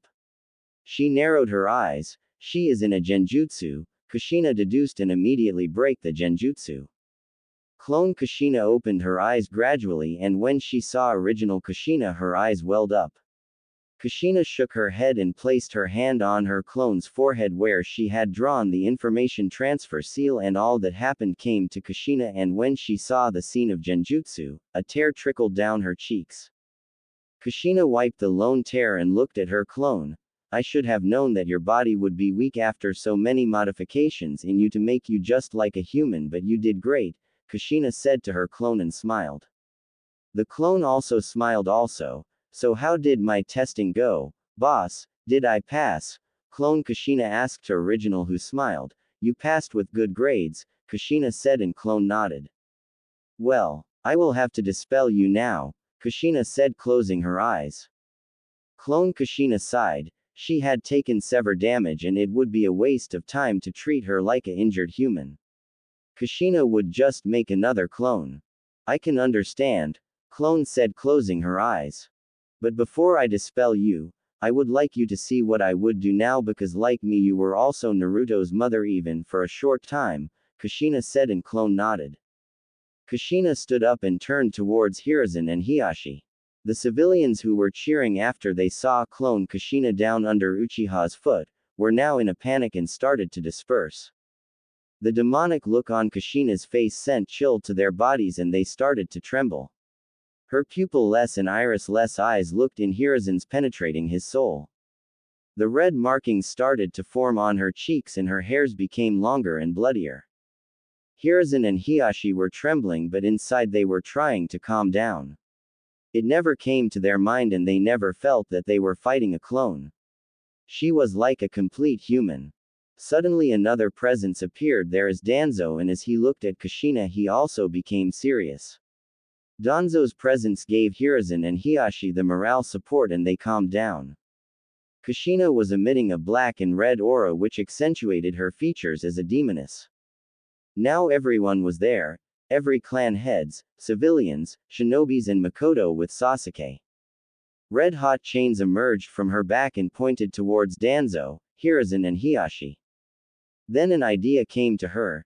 She wanted them to kill with her hands, so she retracted her chains and made 2 clones and said to handle Danzo and Hiashi. The clones turned towards Hiashi and Danzo and several chains emerged from their backs and went soaring to them and engaged them in a fierce taijutsu battle. The speed of chains was so much that Hiashi and Danzo started to have problems and went on defensive. Kushina nodded before turning towards Hiruzen, whose eyes were wide because he understood what was about to happen. A one-on-one battle, between Hiruzen and Kushina. Kushina rushed towards Hiruzen without giving him any chance, and the speed she rushed towards Hiruzen was a sonic speed which was out of reach of any human to perceive. She punched him in the stomach and sent him hurtling back into a wall, but the wall couldn't take the force of the pressure of the hit and shattered, and Hiruzen continued his trajectory. Suddenly Kushina was above him and brought her leg downward and hit Hiruzen in the chest and sent him in the ground, making a large crater. Kushina didn't wait for him to come out. 4 water orbs appeared in front of her and shot 4 concentrated water stream at jet speed in the crater, making it more deep, and the 4 jet streams of water hit Hiruzen's legs and hands, making holes in them. He cried out in pain. She didn't wait and a fire orb appeared in front of her and a stream of fire shot in the crater, exploding it. After the dust cleared, Hiruzen was barely conscious. She came down in the crater, which was 5 feet deep and several meters of radius. She fell directly on Hiruzen's stomach and making him cough more blood. She then stood up and took a look at Hiruzen. He was bleeding from every part of his body. He couldn't even ask for help from Hiashi and Danzo because his windpipe was destroyed. Kushina lifted him by his neck. So how it is feeling, huh? You just showed your power to my clone. Now what happened? Show me your power, show me, damn it, Kushina shouted in anger and smashed his body in the wall. Suddenly Kushina felt several chakra signatures behind her. She turned and saw that they were Hokage's personal Anbu. She smirked. Do you guys want something? She said, and they all rushed towards her, but as they took one step, every one of Anbu had a red lava dripping chain in their heart or head. They all fell down dead. Kushina sighed. Just a waste of time, she said, and turned to Hiruzen. A chain came out of her back and went near Hiruzen. Well, go to hell, Hiruzen, Kushina said, and pierced his chest. She lifted his pierced body by the same chain and walked to the location everyone was and threw his body on the ground. Hokage is dead, Kushina announced, and enjoyed the look on everyone's face. Soon, Shikaku and Shuza had their eyes widen. Civilians started to back away in fear and ran to their houses. Kushina then turned to her clone, who just was about to dispel, and dispelled. The moment the clone disappeared, Hiashi took a breath of relief, but next second he found a claw enclosing his neck. Then the claw clamped on his neck and threw him in the ground face first, and suddenly she felt someone behind her and her instincts kicked in and she tilted her head to the side, and next moment a blade appeared on the place her head was just moments ago. Kushina immediately caught the blade in her claws and flung the owner in front of her. It was Danzo. As he landed in front of Kushina, a chain wrapped around his neck and started to burn the skin of his neck. Kushina looked at Hiashi, who were in her claws. She lifted his head and slammed it in the ground again and again, and soon after fourth or fifth flump his face was impossible to identify. He was already unconscious and on the verge of dying. She lifted him and threw him where dead Hiruzen was lying. Whole Hyuga clan, Uchiha clan, Inuzuka clan, Akamichi, and several other clans were there, but no one dared to say anything to Kushina. They all watched in silence. Kushina then looked at Danzo and raised an eyebrow. Are you dead or still alive? Kushina asked, and Danzo tried to speak but couldn't. He wanted to use replacement jutsu, but he was unable to mold any chakra due to the immense pain caused by the burning of his neck. Kushina sighed. Let me put you out of your misery, Kushina said, and slammed him on the ground and went to him. You know, you are the most stupid person I have ever seen after Hiruzen. I had been already a loyal ninja of Konoha, and like me Naruto would have been too, but no, you wanted to kill me and keep Naruto for yourself and for your selfish reasons, and see where it has brought you. Well, go and meet your companions in hell, Kushina said, and lodged a chain in his beating heart, killing him and throwing him where Hiruzen was. Kushina took a look around her and saw that everyone has a fearful look on their faces. She noticed that there was no civilian. She sighed and went to her clone, who nodded. Kushina closed her eyes and dispelled the clone. She looked towards the Hyuga clan members. Hazashi was standing in front of his clan members, with tears in his eyes. Kushina then teleported to where Fugaku was and then teleported back to where everyone was. She threw Fugaku's body on the ground and shouted, "Medics!" Several men and women came forward. Heal this scum right now, enough to make him conscious again, she ordered, and the medics started to work out of fear. After 15 minutes intense healing, Fugaku opened his eyes and Makoto, who was holding Sasuke, couldn't stop coming out, in front of the crowd. Kushina smirked seeing this. Wow, Makoto, I didn't expect you to be here. No, I was wrong to not expect you here. But really, I didn't think you would come in front of me again after betraying me. Kushina yelled in anger and sent a chain towards Makoto, but Itachi appeared in front of Makoto and Kushina stopped the chain barely. Kushina narrowed her eyes, but before she could say anything, Itachi spoke. Sorry, Kushina-sama, and shined away with his mother and brother. Kushina sighed and turned to Fugaku, who was now fully conscious. So are you ready to feel the same torture my clone went through in your genjutsu, and what did you say you will give me to Hiruzen when you are finished with me? Kushina said angrily. Her eyes was now redder than before, and seeing this Fugaku's eyes widened in shock. But you know, I am wondering, what should I make you see in the genjutsu? Cutting your hands and legs and other body parts, or someone from your family, like Makoto, sleeping with your clansmen. Nah, I am a woman too, I have a soft heart. I won't do that to any other woman, but then what would you say about Itachi hanged from ceiling or Sasuke's head in your dinner plate? She said and looked at Fugaku, who had a horrible and disgusting look on his face. He had saliva and blood dripping from his opened mouth. Kushina shrunk her nose in disgust. It seems that you just started to get tortured just from my creative ideas, but anyway, only one fate is awaiting you now, and that is death. Go and meet your companions in hell, Kushina said and grabbed his head in her claws and applied so much force that it exploded and the blood splattered on Kushina. She threw Fugaku's headless body to the heap of other dead bodies of Hiruzen and Danzo.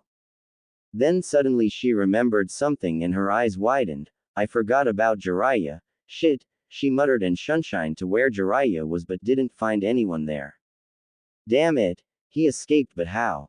I am sure someone must have helped him. It was impossible for him to escape that seal, she muttered to herself. There is no one left in the village that could free him, that means it must have been outsider, she said to herself and shrugged. She would kill him next time. She shunshined back to where everyone was. She looked towards the crowd. If any of you tried to do anything against me, my son or someone I care about, then their fate would be like these scums, Kushina shouted. She looked at Hazashi. Hazashi, she called, and he looked at her in fear. Why? Yes, he stuttered. Kushina sighed and her features softened. Her demonic features faded, leaving her original features. She looked at Hazashi. He was also holding his son and his wife was standing behind him in fear. Come here, she said in a normal tone. Hazashi came to her on trembling legs. Kushina put a hand on his shoulder. Your brother is still alive. Take him to hospital, Kushina said and looked at the blue-haired child Hazashi's wife was holding. I know he has a daughter and I wouldn't want her to be raised without her father, whereas her mother is already dead, Kushina said, and Hazashi had a greatly surprised look on his face. What? I am not heartless. Now go before he dies, Kushina said. Hazashi nodded and thanked Kushina before going to his brother. Kushina then looked around and noticed that there were only 3 people left in the area, Sum and Shikaku and Kushina herself. Sum looked at Kushina and smiled, then said, well, what now? You killed Hokage and now this village is without a leader to lead it, Sum said. Kushina sighed, well, I don't really care about this village, and Shikaku cut her off, but I care. I don't know about anyone, but I care about the village because we are living and serving this village for a very long time now and we were born here. I can't turn on my village, so I care, Shikaku said, and Kushina could understand his feelings. Kushina sighed umpteenth time that day and said, well, it's in your hands what you do with the village, and started to turn to go away, but Sum stopped her. Where are you going? She asked. To my son, Kushina replied. She couldn't wait to hold her son to her bosom, and she chuckled when a thought came to her mind that just as she would take him in her arms to her bosom, he will start nursing her again. She shook her head smiling and teleported to Uzumaki Shrine. Around 6 o'clock in the evening, Uchiha Itachi and Uchiha Makoto were sitting in Makoto's room. Makoto was crying from the time Itachi brought her in Uchiha compound. They just got informed that Fugaku died and elders wanted a meeting to select a new leader for the clan. Itachi had postponed the meeting for a later time. Makoto didn't care about the fact that Fugaku died.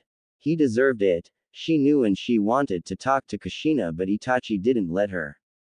She even lashed out on Itachi in anger but then broke down in tears. She knew Itachi did the right thing because Kushina would have killed her at that time if Itachi hadn't brought her back. She decided to go to Kushina next day when Kushina would be calmer state. She had her face in the pillow which was damp from her tears, and Sasuke was sleeping in the crib. Itachi was watching his mother crying her eyes out in the pillow. His mother was a proud kunoichi and now she was reduced to a pathetic human who was wallowing in the tears she herself was the cause of. Itachi stood up and went to his mother. He was 12 years old and 4.8 feet of height. He lifted his mother and hugged her to his chest tightly, and the act just made her cry even harder. After half an hour later, when she calmed down, Itachi broke the hug, but Makoto tightened her hold on him. Let me stay like this for a little longer. I don't want to stay alone, Makoto said and buried her head in his Anbu vest, which was now damp from her tears. Itachi was surprised at first but then complied with his mother's request. After all, at the moment he was the only one Makoto could turn to for comfort.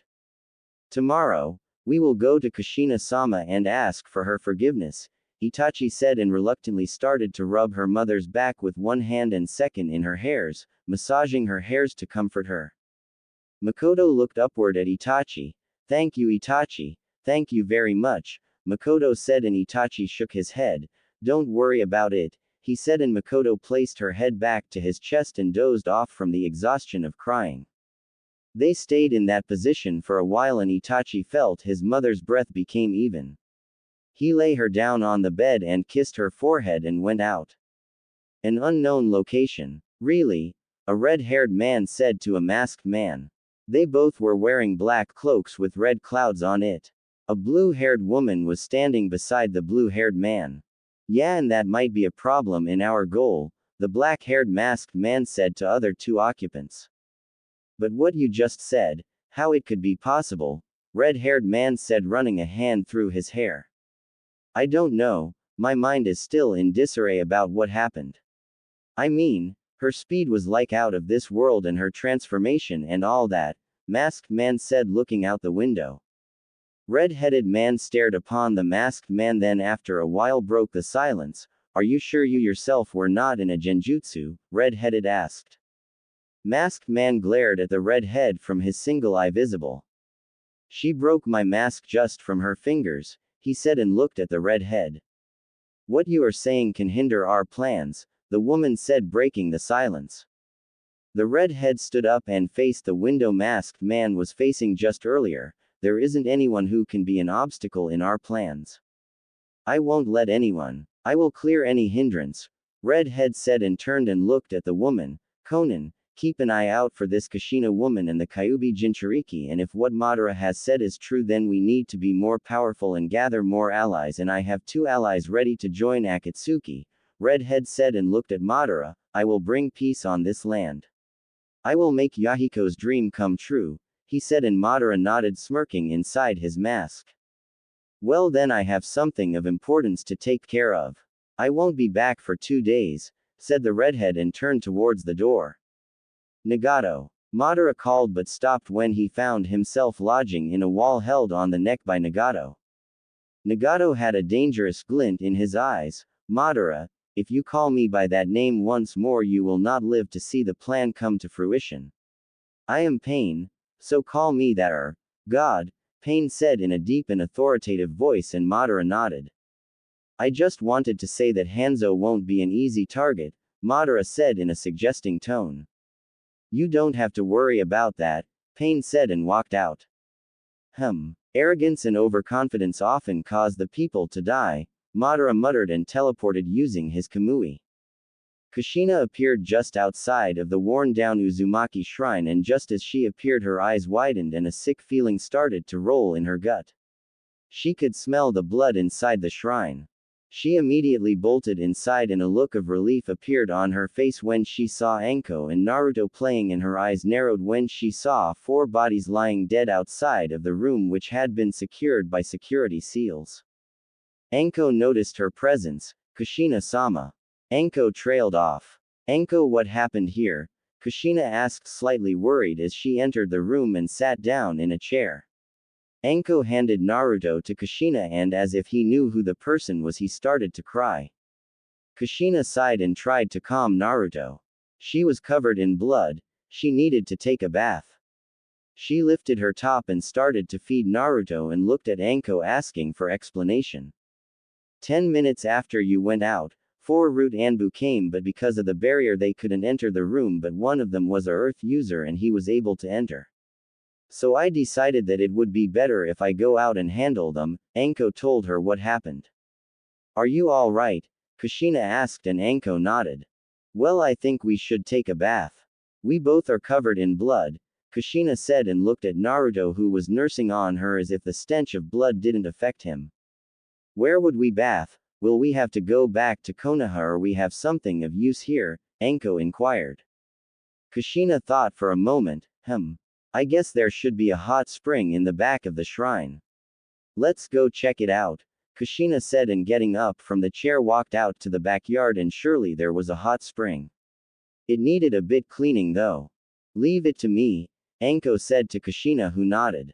Anko made 4 clones and they started to work. After half hour the hot spring was ready to get splashed. Kushina lay Naruto down on the edge of the onsen on the several layers of cloths to make it cushioning.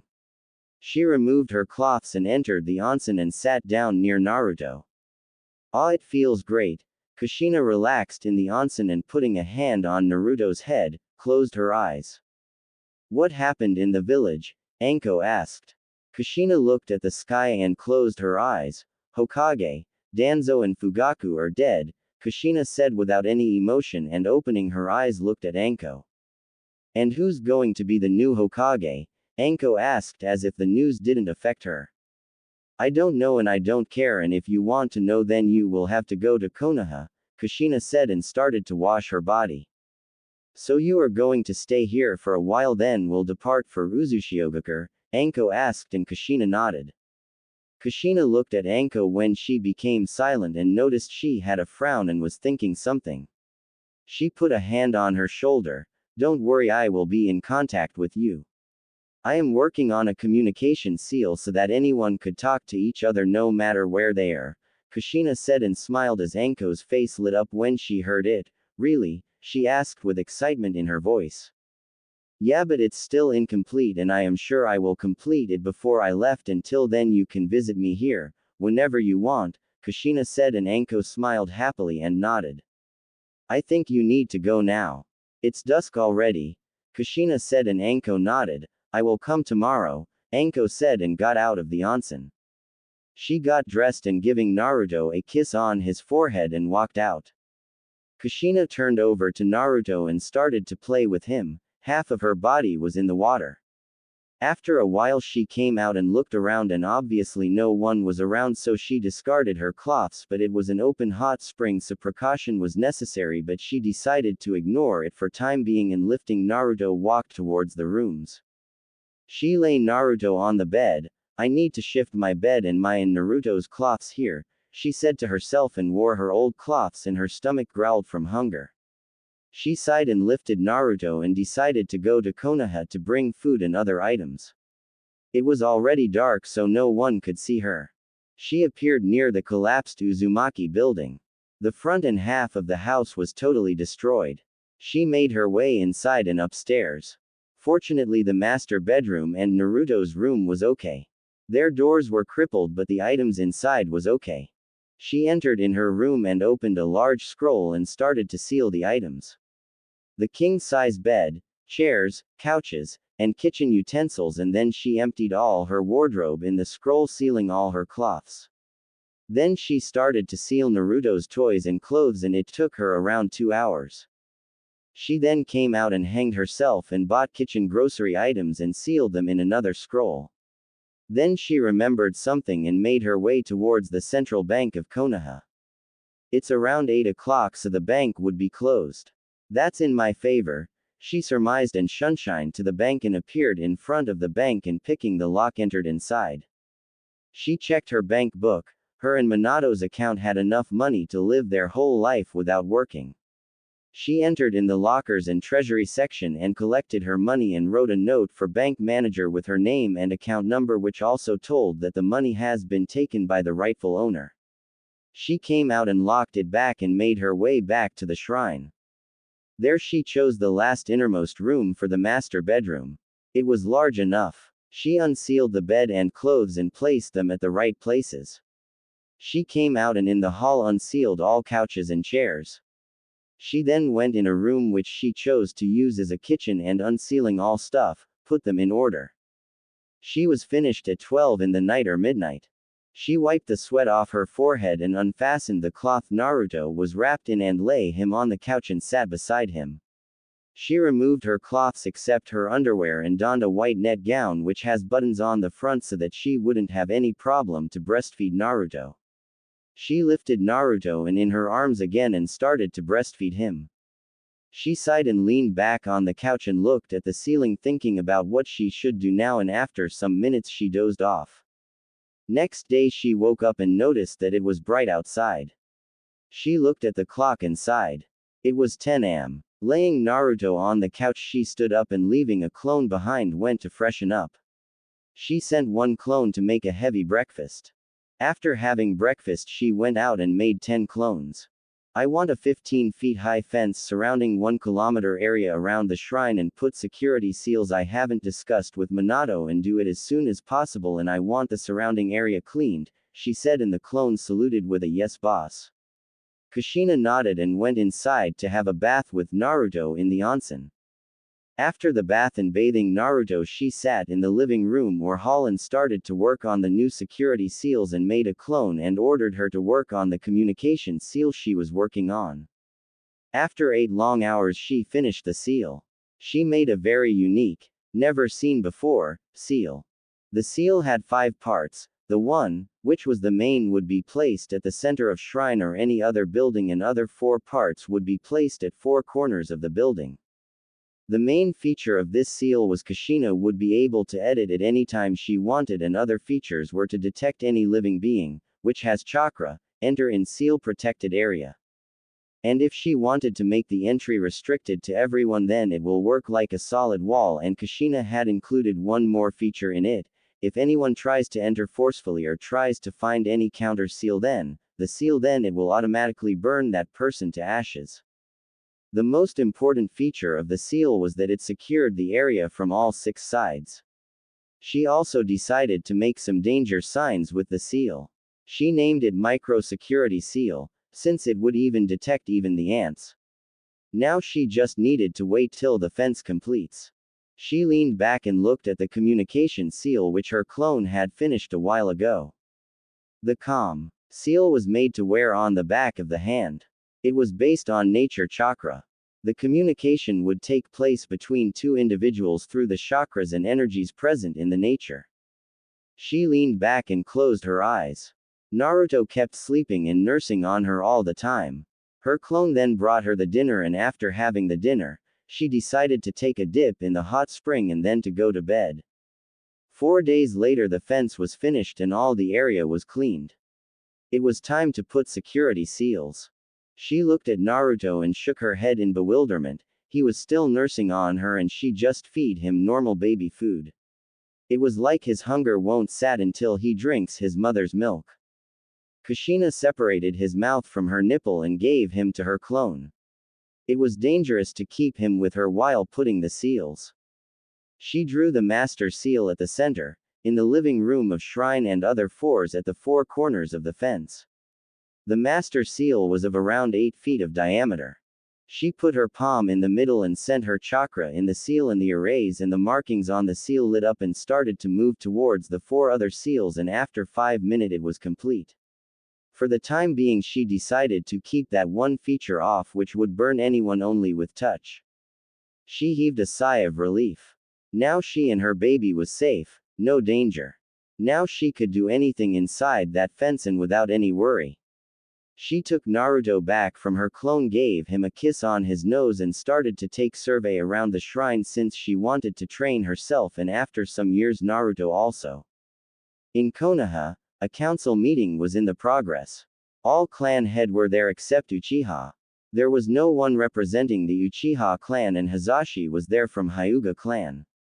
2 main remaining council members, Homura and Kaharu, were representing the council. And the main presence was Daimyo of Fire Country. When he was told that Kushina betrayed Konoha, he immediately put several million bounty on her head and added it in Konoha's bingo book. Kakashi was also there. He was released from the hospital some hours ago and was instructed to take it easy. It seems that Kushina's chains missed his vital organs. One side was civilians and other was shinobis.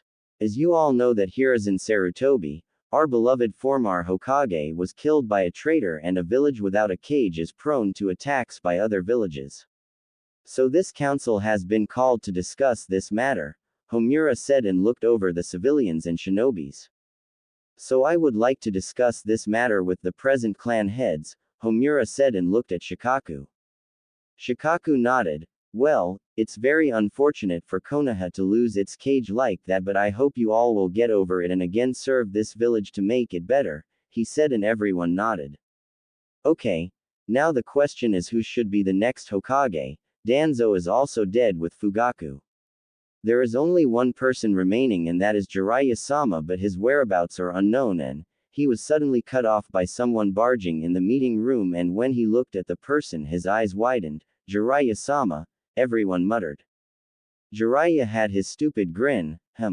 I heard someone called me the Great. He was cut off by Kaharu. Shut it, Jiraiya, and sit down, she said, and Jiraiya shook his head and sat down. Where were you, Jiraiya-sama? Shikaku asked, and Jiraiya became serious. We will talk about it later. You continue your talk, Jiraiya said to Shikaku. Shikaku nodded. Well, now you are here, then I guess there's nothing left to say, Shikaku said and looked at Homura. Homura nodded. Jiraiya, how would you like to be the new Hokage? Homura offered, and Jiraiya went into a thought mode. After 1 minute he said, okay, I will accept, and Kaharu raised her eyes, his abrupt reply, really? Yeah, there's much work to do as Hokage. I don't think we should waste time, he said, grinning. Everyone nodded and looked at Daimyo, and after discussing 15 or 20 minutes, Daimyo said, Konoha's new Hokage would be Jiraiya. Any objections? Daimyo said, and when no one said anything he started paperwork. Then Jiraiya stood up. Okay, civilians can leave now, he said, and everyone started to leave, grunting. When civilians left the meeting, he looked over shinobis and clan heads. I was trapped in a paralysis seal and there was no way for me to break it, but someone helped me, he said, and everyone looked at him with curious gazes. It's the person you all are already aware of, but he is a criminal now, he said, and everyone's eyes widened. Before you say something, I would like to tell you something. I am here now because of that person. He may be an S-class criminal, but we need him to kill the one who killed our beloved Hokage. And that person is Orochimaru. He finished, and then Orochimaru entered in the room with his usual sinister grin. Everyone's eyes widened when they landed on Orochimaru. Homura stood up immediately. Jiraiya, are you sure about it? You know very well what are his crimes and they are unforgivable, Homura said, narrowing his eyes. Orochimaru came near Homura and put both his hands on his shoulders, sending a shiver down his spine. Homura-san, don't get so excited. It can be harmful for your age, Orochimaru said in her usual hoarse voice. Homura yanked his hands away. I hope you are not doing a mistake, Jiraiya, Homura said, and sat down. Jiraiya sighed and looked over the occupants. They were all frightened. Listen, everyone, he will be under my strict watch and help us getting to Kushina and get our Jinchuriki back. Except this matter, I will make sure he stays out of every village matters, and he saved me, so I owe him once, Jiraiya said, but no one said anything. Jiraiya then looked at Daimyo and nodded. Okay, with this the meeting is finished, Jiraiya said, and everyone went out immediately. Orochimaru came to Jiraiya and put a hand on his shoulder. I won't let you down, Jiraiya, he said, and Jiraiya nodded. I will put several tracking seals on you so I could know where you are, Jiraiya said, and they both sunshined. Makoto and Itachi were searching for Kushina continuously since she left the village. And no one knew where she went except Anko, but no one knew Anko knows. So Itachi and Makoto searched every corner of the village thoroughly but couldn't find her. Makoto had stopped searching and started crying. Makoto had gone to her friends like Sum, but Sum gave her cold shoulder. Sum herself didn't know. Kushina had just said, to my son, and that's it. Defeated, Makoto and Itachi went home. Anko had just returned from Uzumaki Shrine. Kushina had made a small seal for Anko which allowed her to enter the security seal around shrine. She had planned to go to her friend Hana. She entered the Inuzuka compound, and just as she entered she spotted Hana lying on a sofa on her stomach reading a magazine. Hey Hana! Anko greeted her as she came near Hana. Hana heard her and leapt up from the sofa and looked at Anko. Anko, where have you been all the time, and do you even know what is going on in the village? Hana asked in one breath. Anko raised an eyebrow. Calm down, Hana. I know everything, Anko said, and Hana's eyes widened. Why? You know, Hana muttered. Yeah, I know. I was with Kushina-sama all the time, Anko said nonchalantly. Hana narrowed her eyes. You were with Kushina-sama, and where she is? Hana asked. She is in the ooze. Anko stopped. I can't tell you without her permission, Anko said with a serious look. Anko, I think you don't know, but my mom, Makoto-sama, and others are searching for her, Hana said. Anko sighed. When I will visit her next time I will ask her, Anko said and snatched the magazine from Hana's hand. Hey! Hana yelped. Hana then looked at Anko, who was flipping the pages of magazine. Hana knew if she told her about Orochimaru, Anko's world will go haywire and will turn upside down. But it was an extremely important truth that Anko needed to be aware of. She knew it will hurt her greatly. But if she doesn't become aware of it, then it can harm her. Anko, you know something else happened in the village, Hana said, and Anko simply shook her head, seeing the seriousness in her friend's voice. You know Jiraiya-sama brought back someone, Hana said, and Anko raised an eyebrow in confusion. Anko, don't freak out or go out of control when you hear it, Hana said with uneasiness in her voice. Hana, what is it? Anko asked, now grave serious. It's your former sensei, Hana said, and Anko's eyes widened and then narrowed. What about that bastard? Anko hissed through gritted teeth. He is in the village. Jiraiya-sama brought him, Hana said, and Anko's body froze. That's why her curse mark was tingling from the moment she entered in the village. Her body went numb. She felt like someone poured chilled water on her. Now, after knowing that Orochimaru was in the village, she could feel his presence looming over her. She could feel that endless darkness enveloping her again, from which Kushina had saved her by accepting her. Her mind became fuzzy and she started to hyperventilate. She couldn't hear Hana's worry-etched calls to her. Her body was trembling and her heartbeat was faster. She yanked Hana away from her. She couldn't see anything. Everything around her morphed in Orochimaru smirking. She made a dash for outside and ran and ran and ran, from the illusionary dark beast chasing behind her. When Hana came out, she was already gone.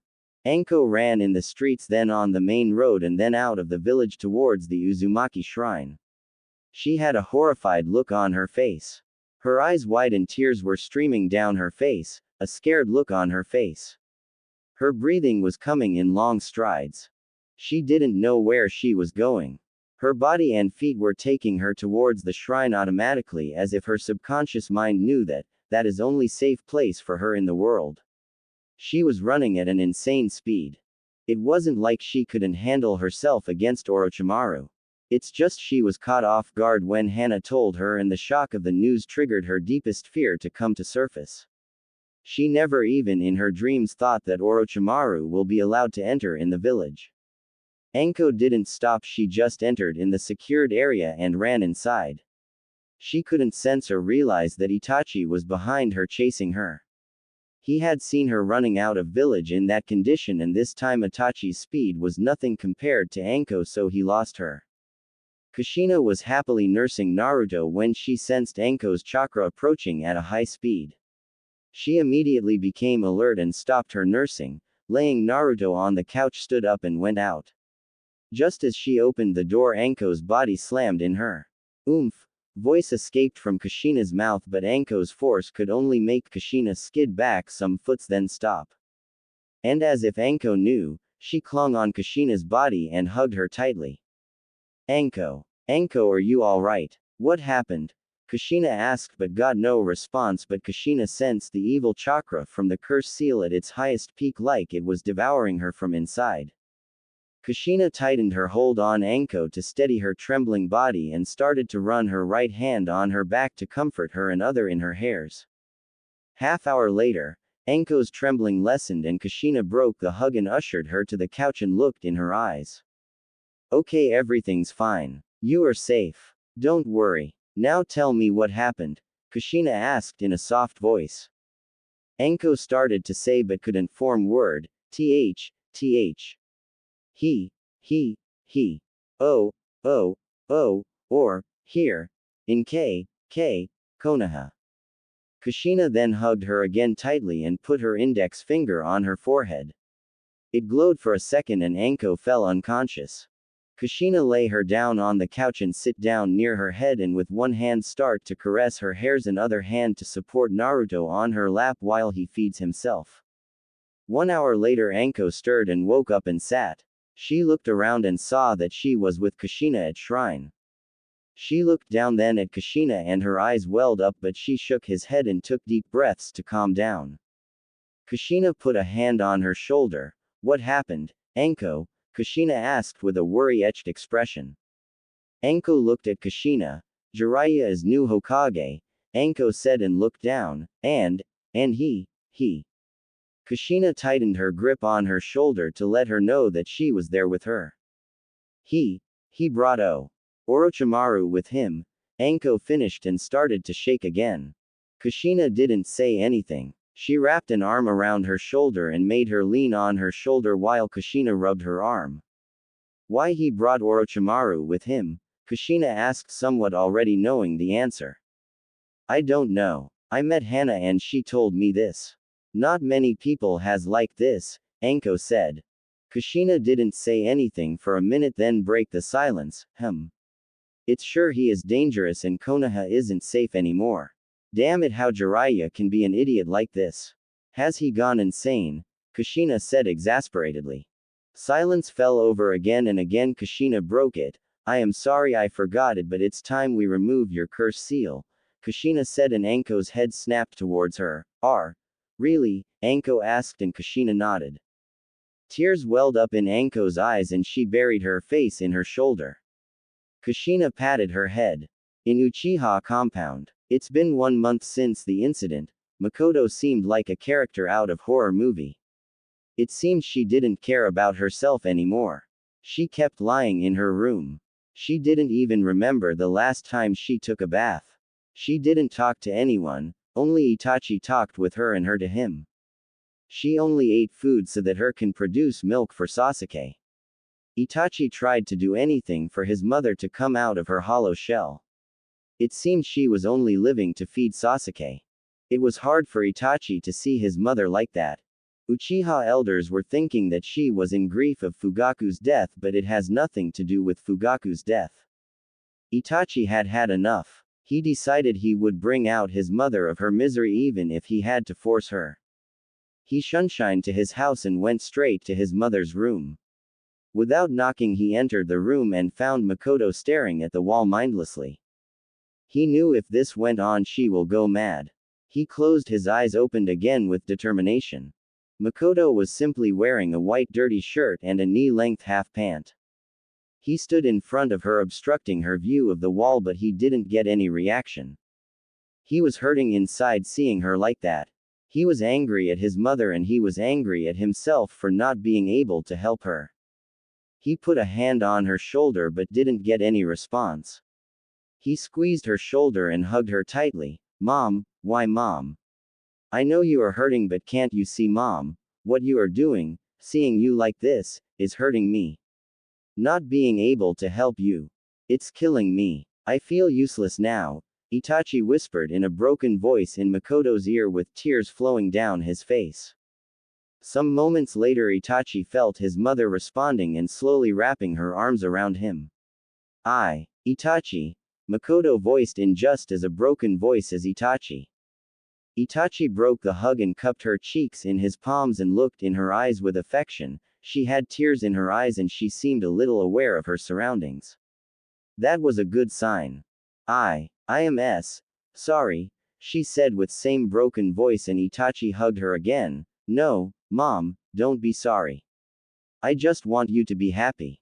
I know you are hurt but being like this won't solve anything, Itachi said and again breaking the hug looked at her.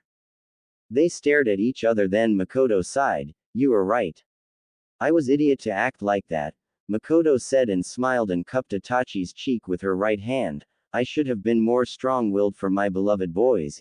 Itachi blushed a little and Makoto giggled and Itachi also smiled seeing his mother smile and he was surprised that she was so far away till moments ago and now she seemed better. Then he shrunk his nose and said, Mom, you need to take a bath. You are stinking, Itachi said, and then Makoto realized she was indeed stinking. Yeah, you are right, I must take a bath, she said and looked down. Then again said, but you will have to do something for me, she said and looked at Itachi, and he immediately answered. Anything for you, Mom, Itachi said, and then a mischievous glint appeared in her eyes, and it didn't go unnoticed by Itachi, and he felt he dug his grave by himself. Makoto leaned closer to him and whispered, you will have to wash my back, and he almost fainted from the heat and blood rushing to his face. Makoto stood up and walked to bathroom and stopped at the bathroom door, and looking back over her shoulder she said, come on, your mother is waiting, she said, and entered the bathroom. To say the least, it was a total embarrassment bath for Itachi, and Makoto kept giggling because it was a rare sight to see the stoic Itachi blushing. After the bath they went for a walk, and Makoto felt better than ever. Kushina had Anko lie at the center of one of the rooms. She decided to make that room for sealing purposes. Anko was sitting on a seal which looked like a pentagram. It has a circle in it, and all 5 vertices of pentagram were connected to the circle, and finally Anko was lying inside that circle totally. Kushina had asked her to keep as less cloths as she could on her body, and she undressed completely. Though Kushina had suggested keeping her panties on, but Anko said since they were secluded and Kushina was the only one there, she doesn't have any problem. Anko seemed scared to Kushina, so she decided to sit with her inside that circle near Anko to reassure her that everything will be okay. Then Kushina brought her brush to Anko's body and started to draw several seals on her body, starting from her toes to her knees, thighs, hips, stomach. The 2 lines entangled at her stomach and then following her ribcage, then her perky and large for her age connected again at a point at her upper chest and under her neck. There they combined in a whirlpool sign of Uzumaki symbol, and from there to her neck, cheeks and forehead. The whirlpool sign on her chest was connected to her curse seal with 5 entangling paths. Kushina placed her palm on the whirlpool symbol on her chest and looked at Anko and nodded. Don't worry, just trust me. Anko nodded. Ready? Kushina asked, and Anko closed her eyes and nodded. Kushina's palm started to glow in a green and blue light, and 1 second later all drawing on Anko's body started to glow, and next moment they started to move towards the whirlpool sign.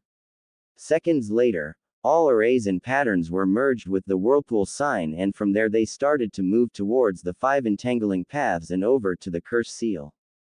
The Uzumaki symbol then started to fade from her chest, and the whirlpool sign started to form above the curse seal, spinning wildly, and soon the 3 tomos also started to spin with the symbol and merged with it, dissolving it and removing it and replacing it with Uzumaki whirlpool symbol. A black and whitish liquid poured from the finished seal and started to form in a human figure. Now this was the hard thing that Kushina anticipated, a part of Orochimaru's soul. When the white liquid was in its halfway to form the final structure, Kushina's form also started to change in her demonic form.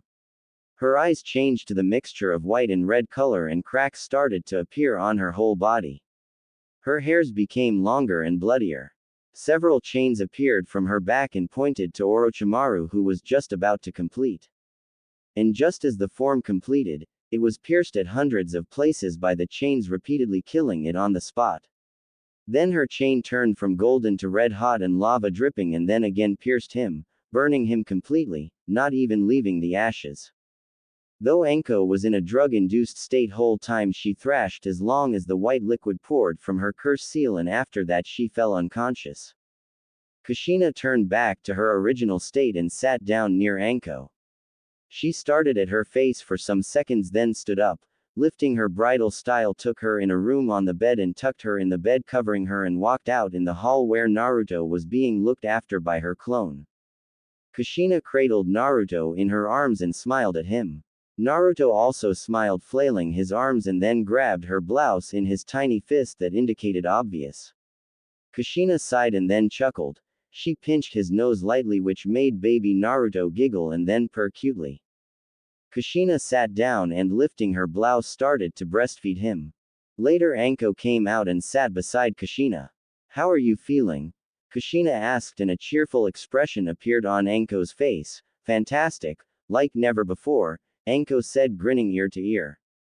Kushina smiled hearing her. I have replaced your curse seal with something amazing for you, Kushina said, and a confusion look appeared on Anko's face. Am I still not free? Anko asked, dreading.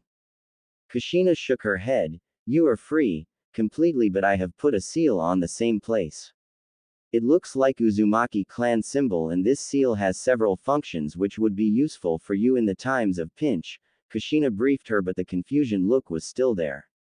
Okay, listen carefully. The seal I have put on you is an automatic chakra storage seal. It will draw chakra from your body after your sleep extends more than 5 hours and stores it for next 2 hours. It will help you when you are out of chakra. And second, it will let you communicate with me anytime you want. I have merged my communication seal in this one. Your chakra control will be far better than ever, Kushina explained, and Anko immediately latched on Kushina, hugging her tightly and saying thank you again and again. Breaking the hug, Anko sat down again, giddy at the new feeling in her body. Now I think you should go. They might become suspicious about you, Kushina said, and Anko pouted. Can't I stay here with you? Anko whined, behaving like a child first time since the incident with Orochimaru.